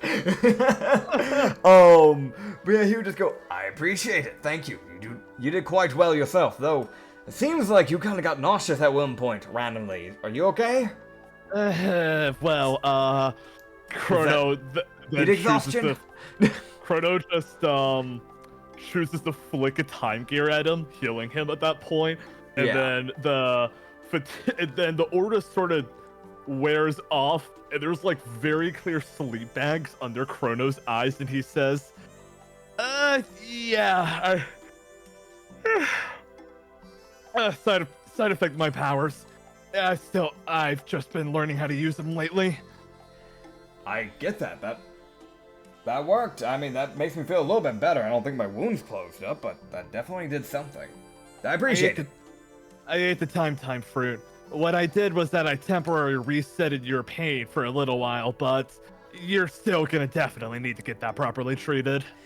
Yeah, probably by the looks of it. Well, I thank you, nonetheless. I don't know if I would have fully came out alive, if I'm going to be honest. I handled myself pretty well, but that was...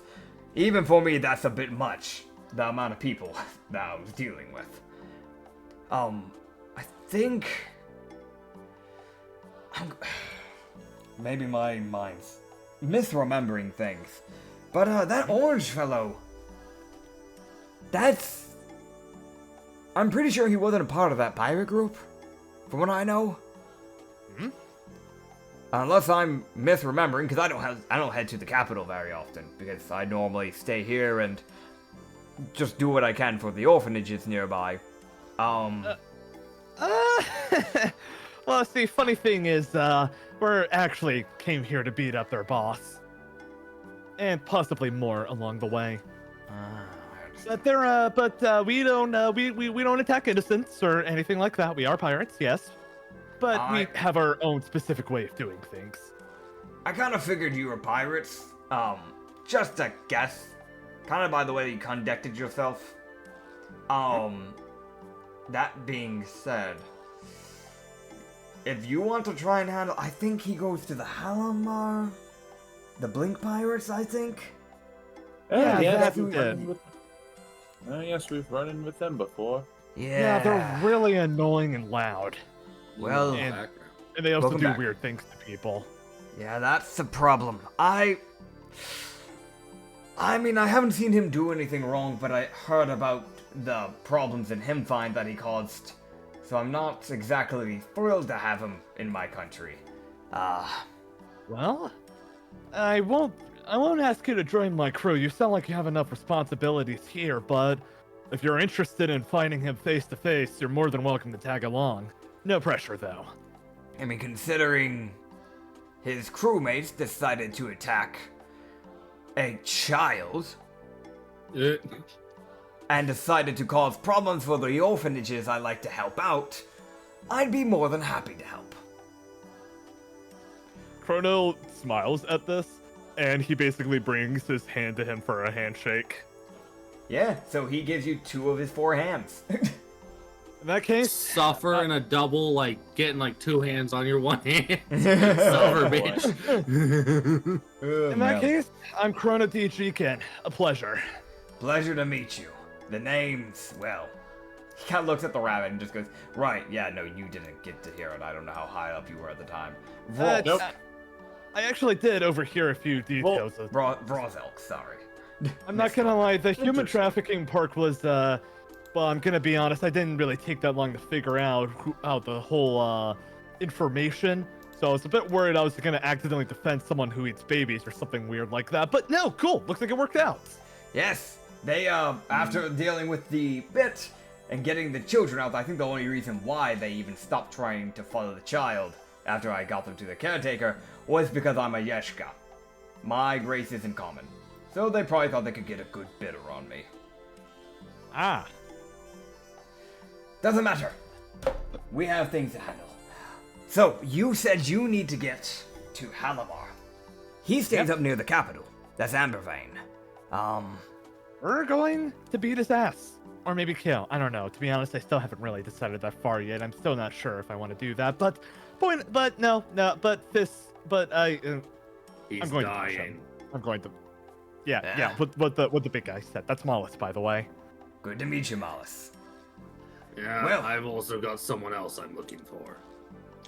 Oh? I might know them. We get around a lot. Why don't Joe we Masio. Why don't we walk and talk? Try to find somewhere a bit more quiet because Yeah. I think my toss le- all the bodies into the alleyway, by the way. Yeah, I'm not gonna move the icons, but yeah, they're all there. I'm asking It's the most like because- Mollis comes walking out like, alright. Yeah. Fair. I'm asking because I think my legs are about to give out and the chrono just collapses. Oh. The first level of fatigue sets in. Oh man, yeah, that's fair.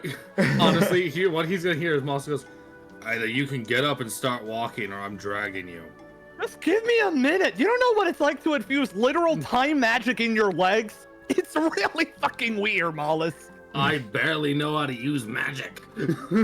Cool. My magic is probably different than yours. Ladies, please get a room if you're going to keep arguing like this. Fluff ball. Shut up, Usagi. Just gonna like put up my hands and just shrug. You would see the Yeshka kind of like watch this banter, look to the slime, and just go, this normal? Yes. I'm 389 years old. Please tell me what normal means anymore. Fuck if I know. He's aged very well, hasn't he? I mean, Glad I kept- he kind of like, he takes a squint at Chrono, and you just go, kind of like gets up a little bit closer, like right in your face. And you see him like grab on your ears and kind of like pull on them a bit, and just go, Why? "You're not an elf." The fuck?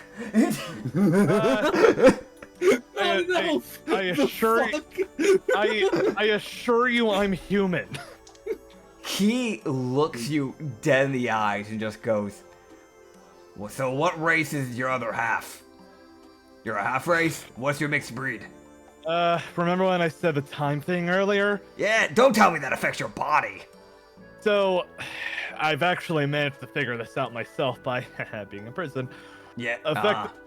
So effectively, how it works is that If I... Alright, You're welcome. alright. Oh god, You alright, got what this, was man. that? Anyways. No, no, it's really weird. If I want to actually age, I need to wait a full year. So theoretically, I could live up to thousands of years, assuming I don't die before that. Well, I don't know if you tried this, but I could try punching the magic out of you. I'll pass on that, thanks. I've just been actually able to use my time powers in a proper fight. Fair enough. Just trying to help you out from avoiding a possible lich problem. What's a lich? There. He looks back to you and just boy. goes, something you don't want to become. I want to mention Mollis is like, yeah, no, liches are bad. Like, it is the fucking Grieger is like, yeah, no, that's not.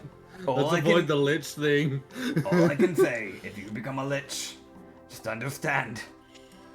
Your very mentality, your alignment, everything might just change. I'm gonna be honest, I feel like my mentality's already changed plenty enough these past 300 years, but fair enough. It'll be worse, trust me. Okay, well, if that's... What do you mean, trust? Have you ever seen a Yeshka lich? It's not pretty. No, and I I don't can want imagine. to. Okay, that's nice and all, but can someone please help me up? I don't know where this melodramatic-ass conversation is going anymore. You see, Mollis is gonna. No. Oh boy. Mollis You- grabs Chrono by the back of the neck and picks him up. enough. Most is like, get the fuck up. And I don't imagine after that, Crow just automatically goes vertical on pure instinct. And Mala sets him down, he'll just say, thanks! He'll try to, like, look sort of okay, but his legs are very clearly wobbly. Here, just go.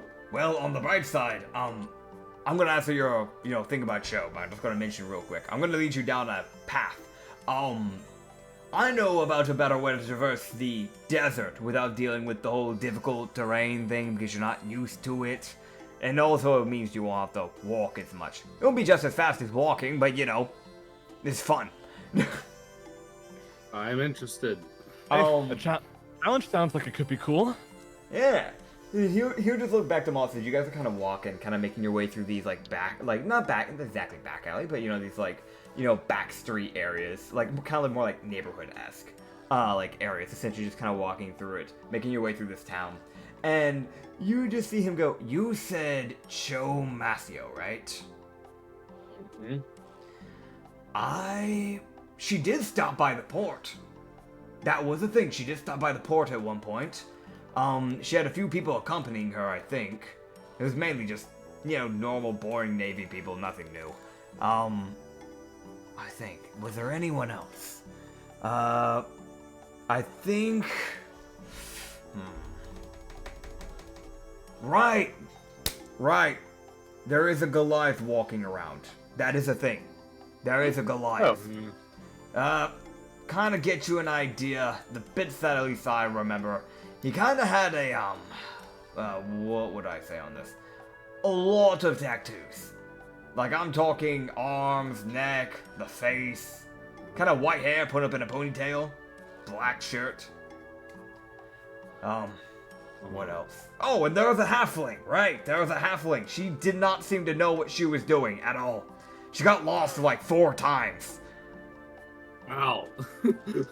She's very short, and the people in the town, in the crowds are very tall. She also dropped her glasses, I think, maybe 8 times. I honestly kind of feel bad for her, because I don't think she's in the right line of work. Oh boy. Oh, that's a halfling that'll get thrown at least once. She seemed friendly, but I mean, that's from a distance, so. Either way, the fucking quotes. Oh my god. You suck. Get a room. Shut up, you suck. Shut up, furball. That's fair. Oh, man. He's still a cloud. I don't care. He's a rabbit. I mean, I'm technically still a fluff ball because clouds are fluffy. Yeah, no, still Yeah. a fluffy That's true. cloud. I'm still You're right. They're definitely not marketable fair. plushie material right now. Oh, man. that's another quote. That's another quote. One sec. Man. Also, I'm just gonna It's point. not It's fur. he said fur. Either way, getting back on topic, he would just kind of look to you and just kind of go, now, Joe Mascio, I know. I mean, with the Navy and the nobles and everything, she's probably going to be heading to the noble side of this capitalism, I guess? Oh, great.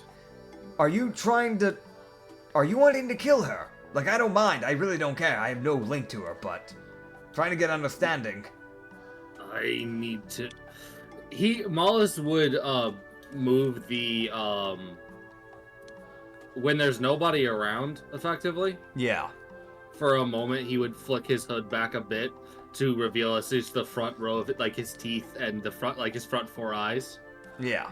To give the Yesh guys like, well, she let me live, so I need to understand why.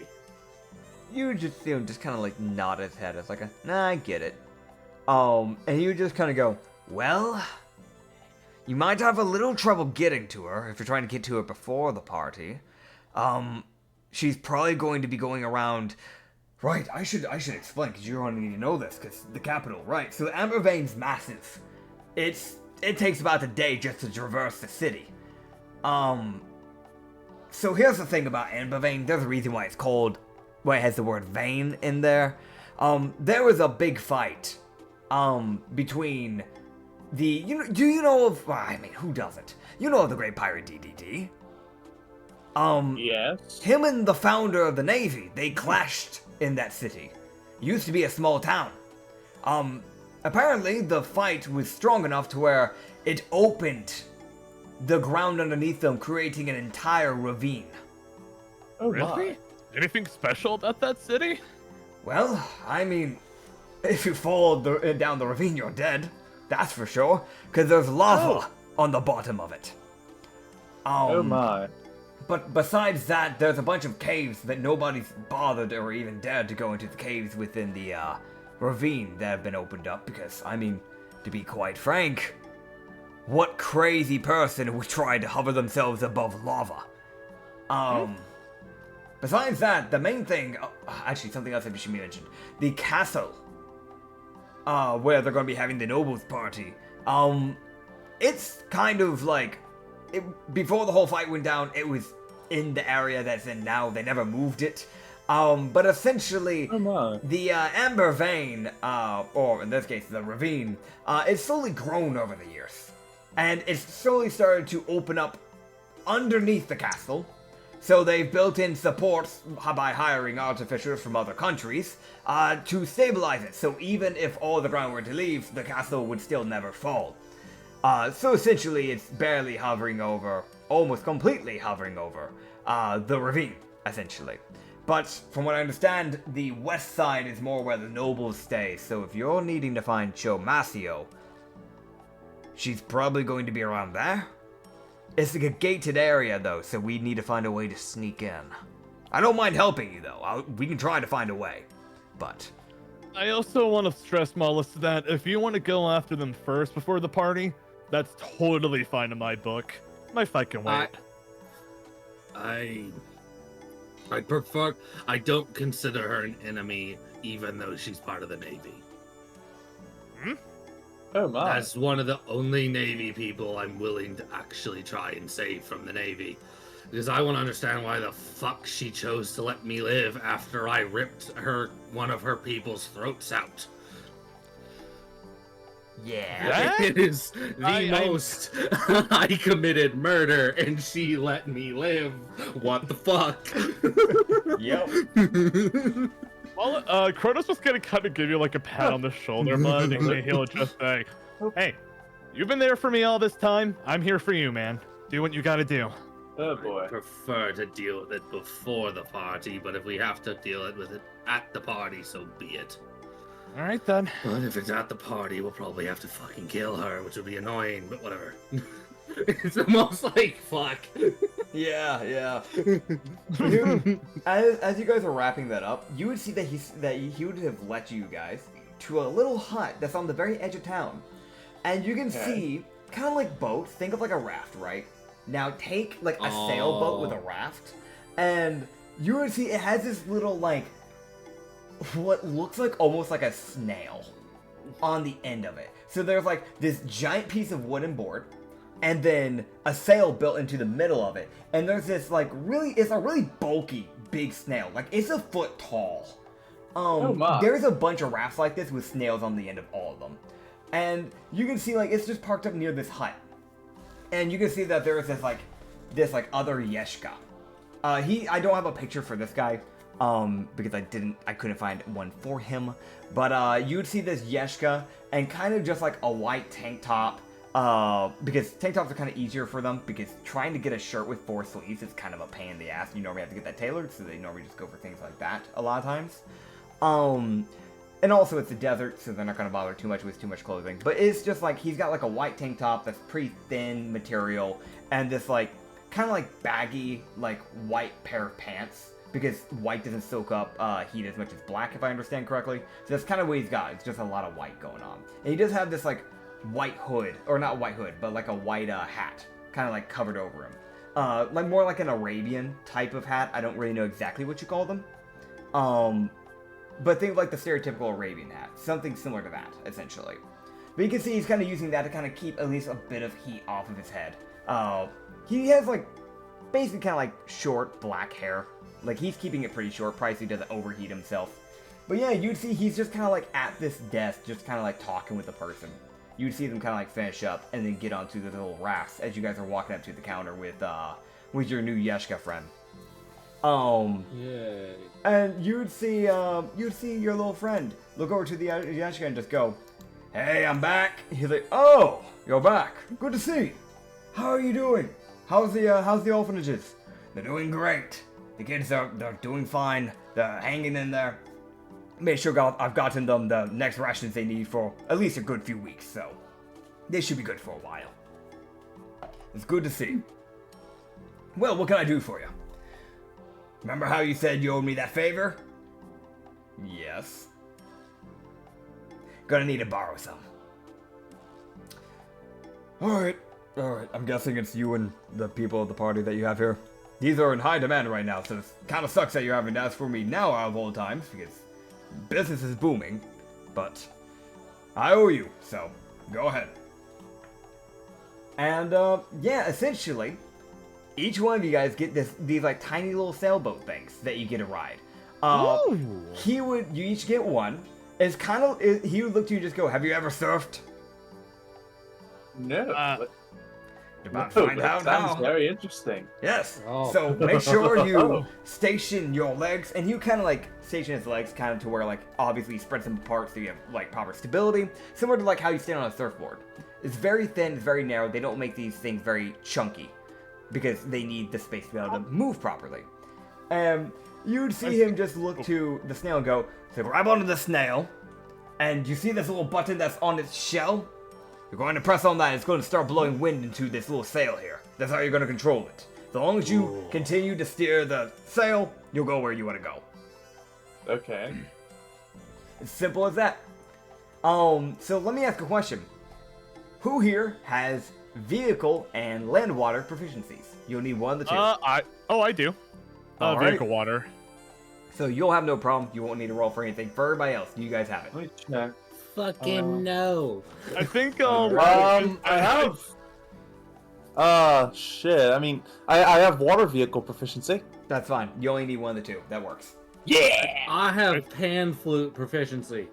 You know what? If you dude, if you same. give me a sick riff off your pan flute right now, do you have one? I have my pan flute. All right, give me a sick riff. If you can give me a sick riff, I'll give you advantage on your roll. This is some interesting metagaming right Yeah, here. so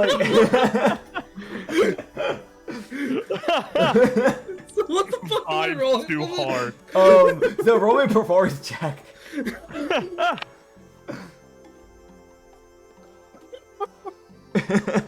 I can't believe this is fucking happening. This is fucking funny. Oh boy. Oh, I'm gonna man. roll this physically. Okay, go for it. What do you get? Oh yeah, no, I got 9. You got a 9? Okay. So you like bend over to like, you kind of like kneel near this like snail, and you're like, you know what? I'm gonna win this snail over. And you're like, I'm gonna I hit actually the rolled sickest- better physically. Rolled better digitally on D, to be honest. You're like, I'm gonna hit the sickest rift. You do it, and it's like you like hit 3 wrong keys straight off the bat, and you're like, no, it's not even worth it. You just put it away right after that. So you just roll normally for it when it comes to handling it. And Ublex, So, what about you? Yeah. I don't have any. You don't have any? Do me a favor real quick. Roll me a history check. Okay.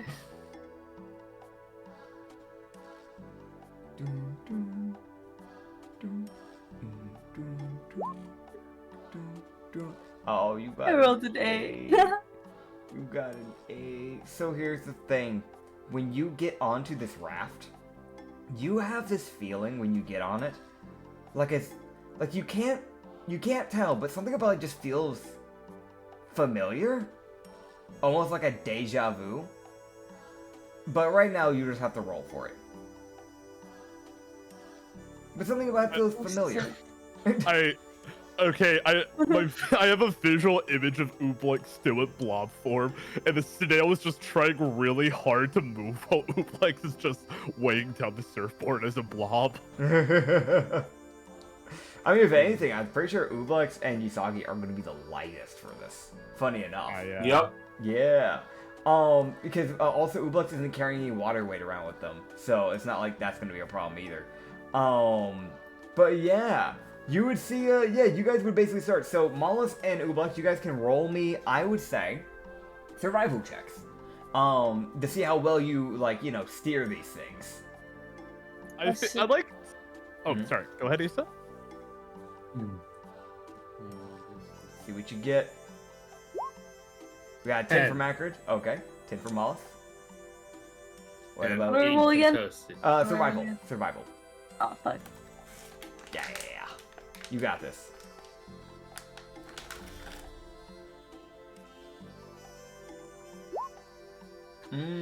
Okay. Low rolling. You know what? It's fine. You were doing well at the beginning. At least you got some good rolls in today. So, here's what's gonna happen. Sorry, but I literally just taken some water. So I'm trying to slowly swallow it while talking. Alright, so, here's the thing, right? For Usagi, Chrono, Shindeo, and the Yeshka, you see them start it up, and you immediately take off as these snails, basically they just open their mouth and start blowing into the sails. That's what the snails do. They just start blowing into the snails, and it's kind of like gust almost. So you're starting to go 30 miles per hour, or 30 feet.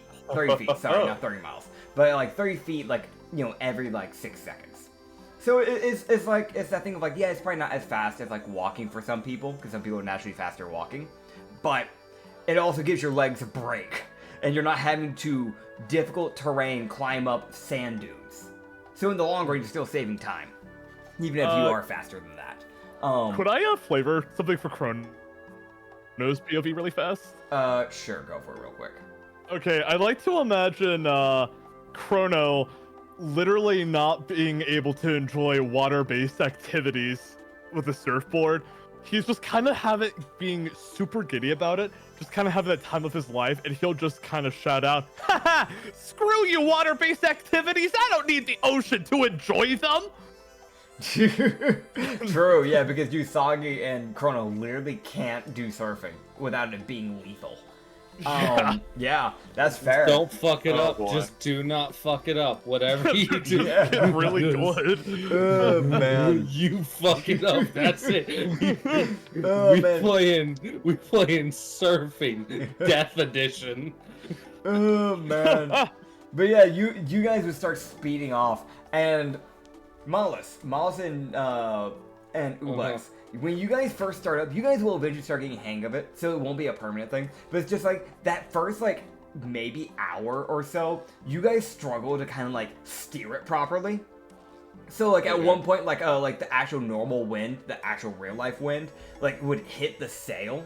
That's not coming. The actually, you know what it says? Like the unartificial wind, the natural wind, would like hit the sails, and you guys would get kind of thrown off a bit, and you'd start like going to the left by accident or going to the right a little bit because you're just getting thrown off by the sudden random winds mixing with the gusts, essentially. So you'd be kind of like swerving. It's like watching a drunk driver try to drive. Yeah. Eventually, as that hour progresses, you guys start getting more and more steady. You guys eventually get just as good as the others. But it's just that for that first hour, it's like, please, straighten, please. So, yeah. Whoa. Hell yeah. But you It's guys... fair for Mollis. He don't do surface water things. Yeah. He has no idea what the fuck he's doing. Completely valid. Oh, man. But yeah, you guys would start, like, sailing your way into the first day of traveling. And you guys will cover that. So you guys, I guess a good question for you guys is, are you guys going to be taking any, like, shifts in between sleeping, or are you guys just sleeping all in one? Like, how's that going? Probably be smart to take shifts, no? That's probably... Yeah, fair I'll enough. take the first shift. Take turns. You could probably do, like, 2 big shifts. So if, like, 2 people want to do one and the 2 people want to do the other. And then an NPC will accompany one of each shift. That way we can knock out all the shifts in one go. That'd probably be a bit easier on you guys. I'm also going to roll to see if anything happens. So... Cool.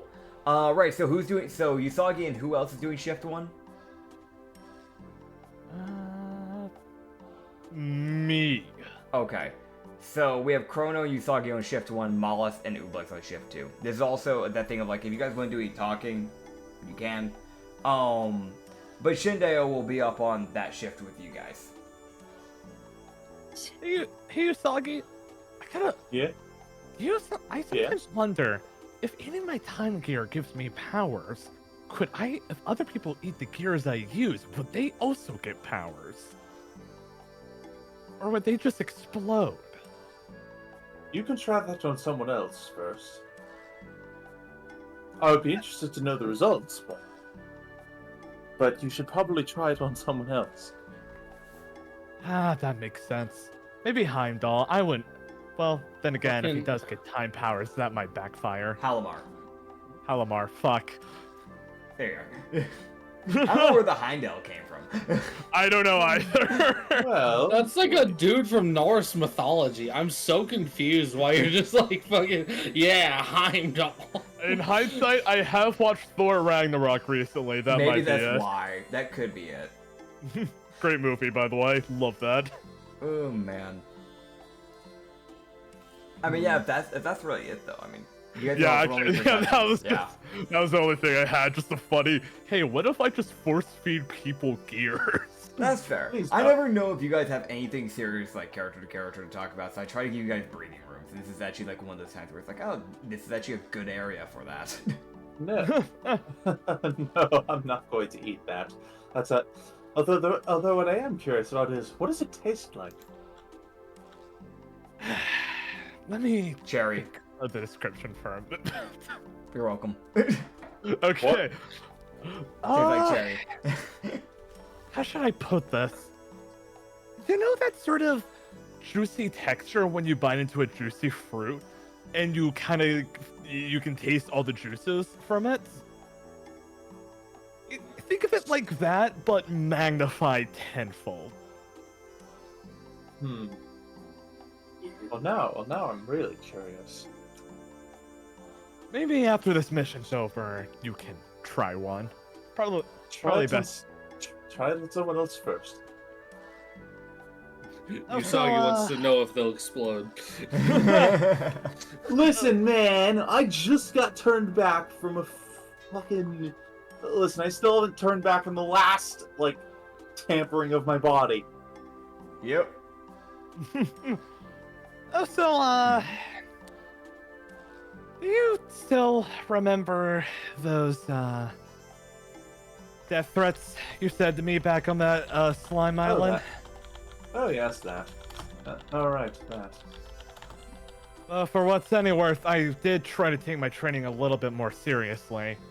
I was pretty happy to find out that acceleration technique I managed to perfect finally worked back there. How the freaking hell it hurts after it's done. Just promise me that if that man shows up again, you won't mouth off. I'll try. And then suddenly, no. No! If he does, I'm clamping my hand over your mouth. Oh, man. It's just everyone with all of their hands on Crota's mouth. Yes. Oh, man. Also, go ahead and roll me perception checks, by the way. Gotcha. Oh, fuck me. Alright. Just in case if anything does happen. It's not a guarantee anything's happening. It's gonna be like that for any watch you do, so. Uh-oh, Wow. spaghetti-o. Alright, a 12. I'll see Hey, you it's an 18, actually. Alright. Nice.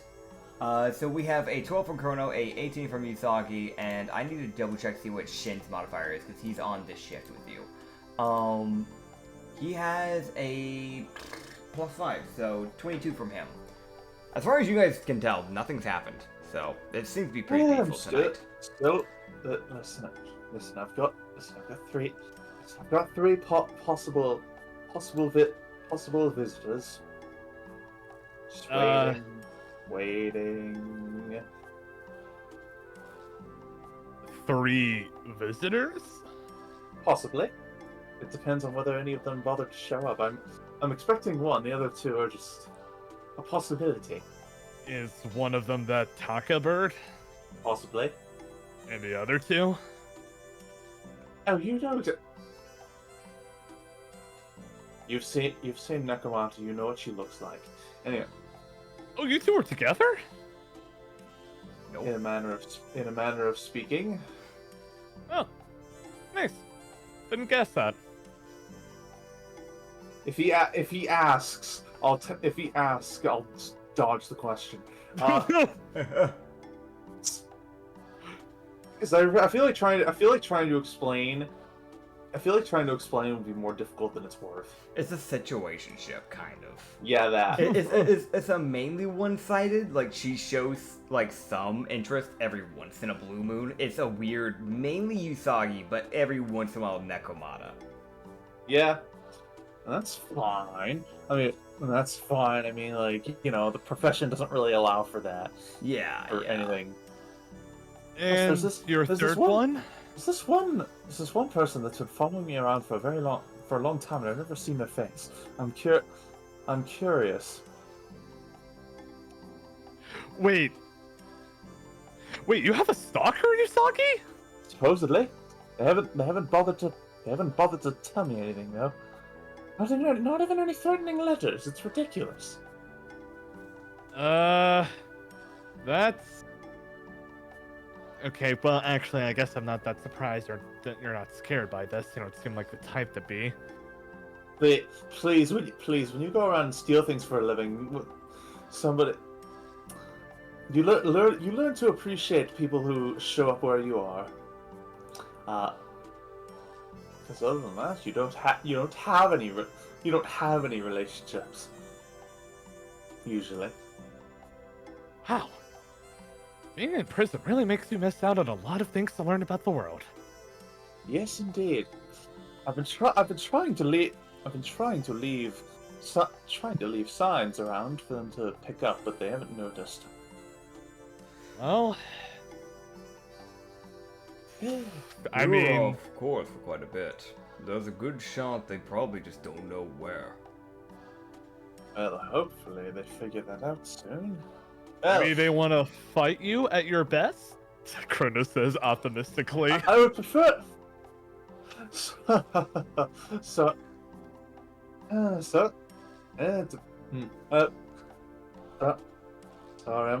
I'm a lover, not a fighter, usually. Just out of curiosity, do you know if they are? They might, if they haven't said anything, not in the wrong way, they might be for your head, or they might just be interested. Usually people who are after my head are a fair bit more obvious about it. No. To be fair, Shin, even if it was, we got a Mollis. The reason why I ask that is because monks of death tend to do that. so it's just a bit of concern, is all. But As as far far as as I know, it's- you're not on the god's list yet. As far as I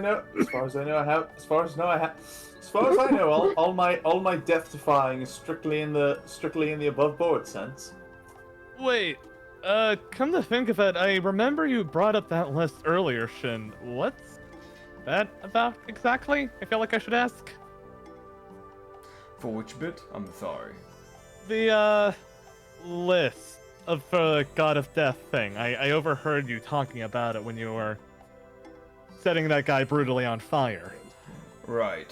So the thing is, I am not just a monk, like most people say. Normally, when you're a brawler, normally people just call themselves a monk and be on their way. I'm an actual monk.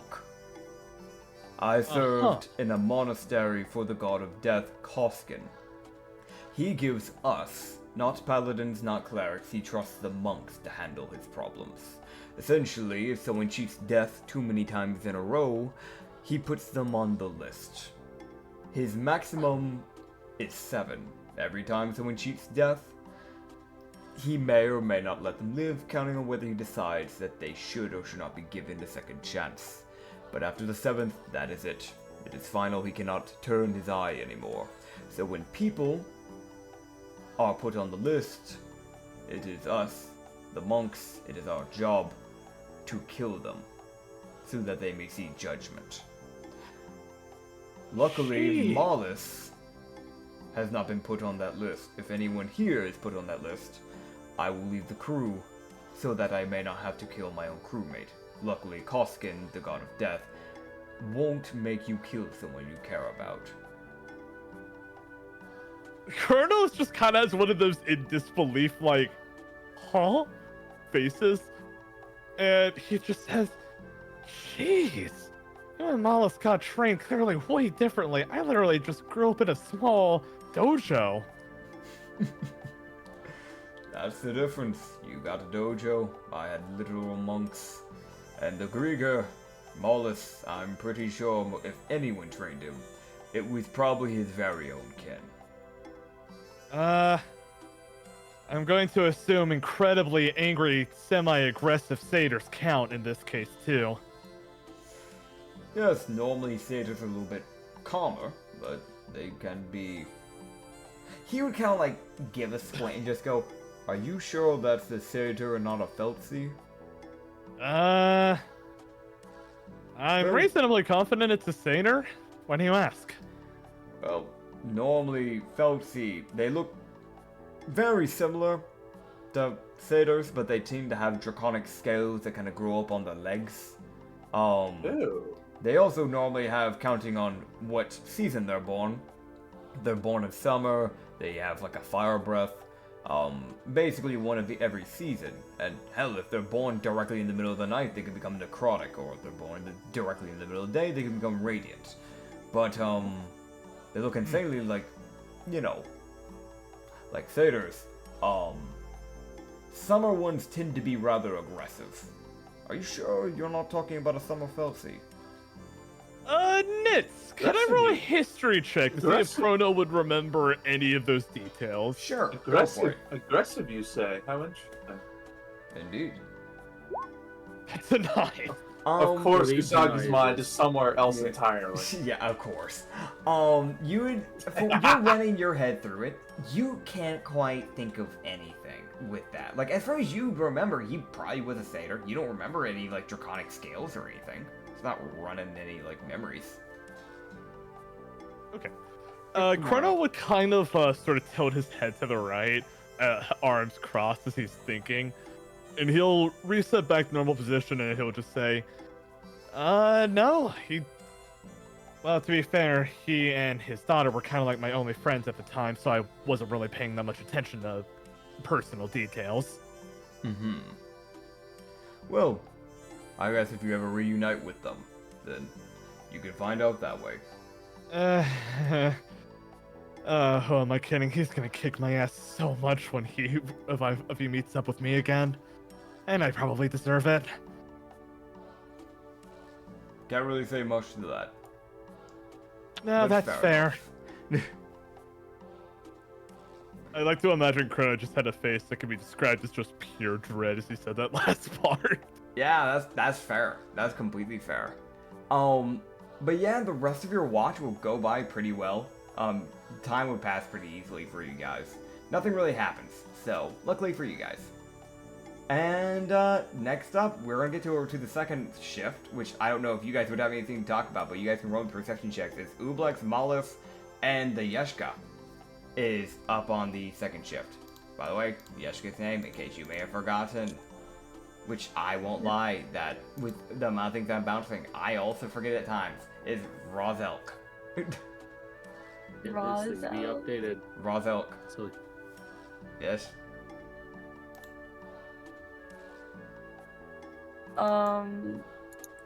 Hey Malice. I don't really get to talk to you that much. Sorry. this is like Sorry. holy shit interaction. yeah. I actually didn't expect anything. I'm sorry. I'm so sorry. Those like deepest, darkest secrets to Malice. Dude. He's just like, I mean, okay. he's got no one to tell. He literally is like a dead end for Okay. information. It's like, what do you want me to do with this? I mean, go for it. You know, and do what you want to do. I got my popcorn. My popcorn. I got my popcorn. I'm ready. Hey He Malice. literally got. Kinda scared, man. Do you think someone would want me? I mean, I don't want to be desirable like that, you know? You talking about the snatching people? Yeah, I don't want to get snatched. I mean, I We feel can get like snatched. snatchers like to. He would look over at Raza. He was like, "If correct me if I'm wrong, but I'd assume snatchers would like to target people who aren't in the midst of groups." Normally, yes. Okay. That should Yeah. minimize your concerns, but you're unique, so they might forego caution. You see Rozelk also just kind of look and go, I don't know with your condition if it would make it better or worse, because normally people don't snatch slimes because, you know, they're normally seen as monsters. Obviously you're not. Yeah, I'm However- a monster and However, your slimes are normally green. You're blue, which is unheard of. So you might not get snatched by human traffickers, but you might get snatched by beast tamers. Because they might think you're a rarity. oh man. So, also, and this is something I'm also bringing up because he thinks it's slightly funny to him. He was like, also, Ublex, it seems the Navy, and if I'm correct, they still have Ublex kind of labeled as a pet. They don't. Yeah. So they've labeled them as an anomaly/pet of the crew. Yeah. I'm So not Wallace is impressed. going to be, he's gonna be like, well, on the other side, the Navy has no clue what you are. They view you as a pet. And I guess the longer you keep that charade up, the less attention you'll get.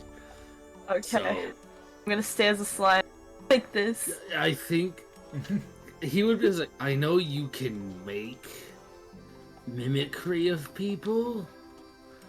It might be good if you didn't do that. If you don't do that when we're dealing with Navy people. They might. Let's keep you in that weird charade of I'm not sentient. I'm just a thing. I see. I might think I just use Eldritch Blast out of self-defense. Yes, they could mistake you for some sort of eldritch. I don't know much about magic, but I think they're called aberrations. You see the Yeshka just kind of give that head tilt of like, I don't fucking know. Yeah, no, it's almost like the fighter, the monk, trying to discern magical shit. It's like. So funny. Oh man. Yep. I just don't want to get touched, you know. Getting snatched doesn't work well. I was grabbed by the Navy. It's my will, so. Yeah. Yeah. I mean, you're probably, if you're a normal slime, then you would have an acid inner, right? So you should Yeah. be fine. Unless someone's Like, willing to ouch. burn their hands. Please don't take me, guys. Please keep me. Oh man, but yeah, like if that's all the chatting, we'll get through the rest of the day, rest of the night for you guys. Eight days remain. 8 days remain. Did you guys roll your perception checks, by the way? Oh no. Yeah, go ahead and do that. See what you get. I'll also roll for the Yeshka. He got a middle ground roll, natural 10 plus. What's his proficiency? Keep rolling low. He got a 13. Would you roll? No, Issa rolled a 3. Alright, it's all on you, Mollis.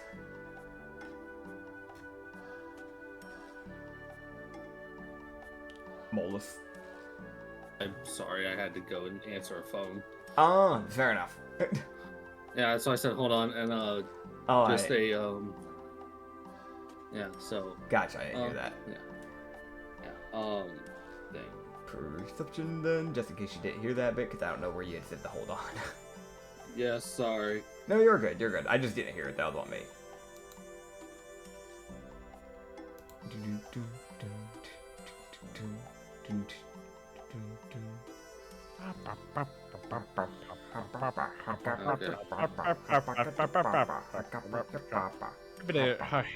Yeah. Oh, okay, cool.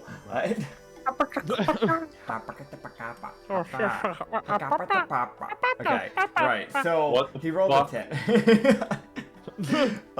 Yeah. So with that 10, as far as you guys know, nothing's coming. Great. So hell yeah. The rest of the night goes by fine, as far as you guys can tell. And you guys will start sailing for yet another day. You have, in total, if I remember correctly, from Scorchhorn to no. I gotta pull up the map. I gotta pull up my map. Well, map quote unquote. It's the information written down from town to town. So you guys are going from Sunstar to Scorchhorn, which is 4 days away. So that's the first day of travel. So you're making your second day travel. And you guys will just start sailing over. That's also where we are going to start wrapping up for the day, as you guys will continue the second day of sailing. But yeah. Thank you guys for hanging out today. We got the vibe a little bit, got a little bit of combat in there, got a little bit of interrogation, got a little bit of vibes in there. Did any more days pass? Not yet. Okay. Yeah, we're gonna knock the rest of this out in the next session, because we're starting to run out of time, actually. So, Okay. thank you guys for watching. I hope you appreciated it. If you watched this far, actually leave a like, maybe. That's just up to you. Like, I'm not gonna force your leg, but like, I am putting a gun to your head. I'm joking. YouTube, I'm joking. I swear I'm joking. Also, you can find us, the Rum and Harbor campaign, up on the Lost Shipyard.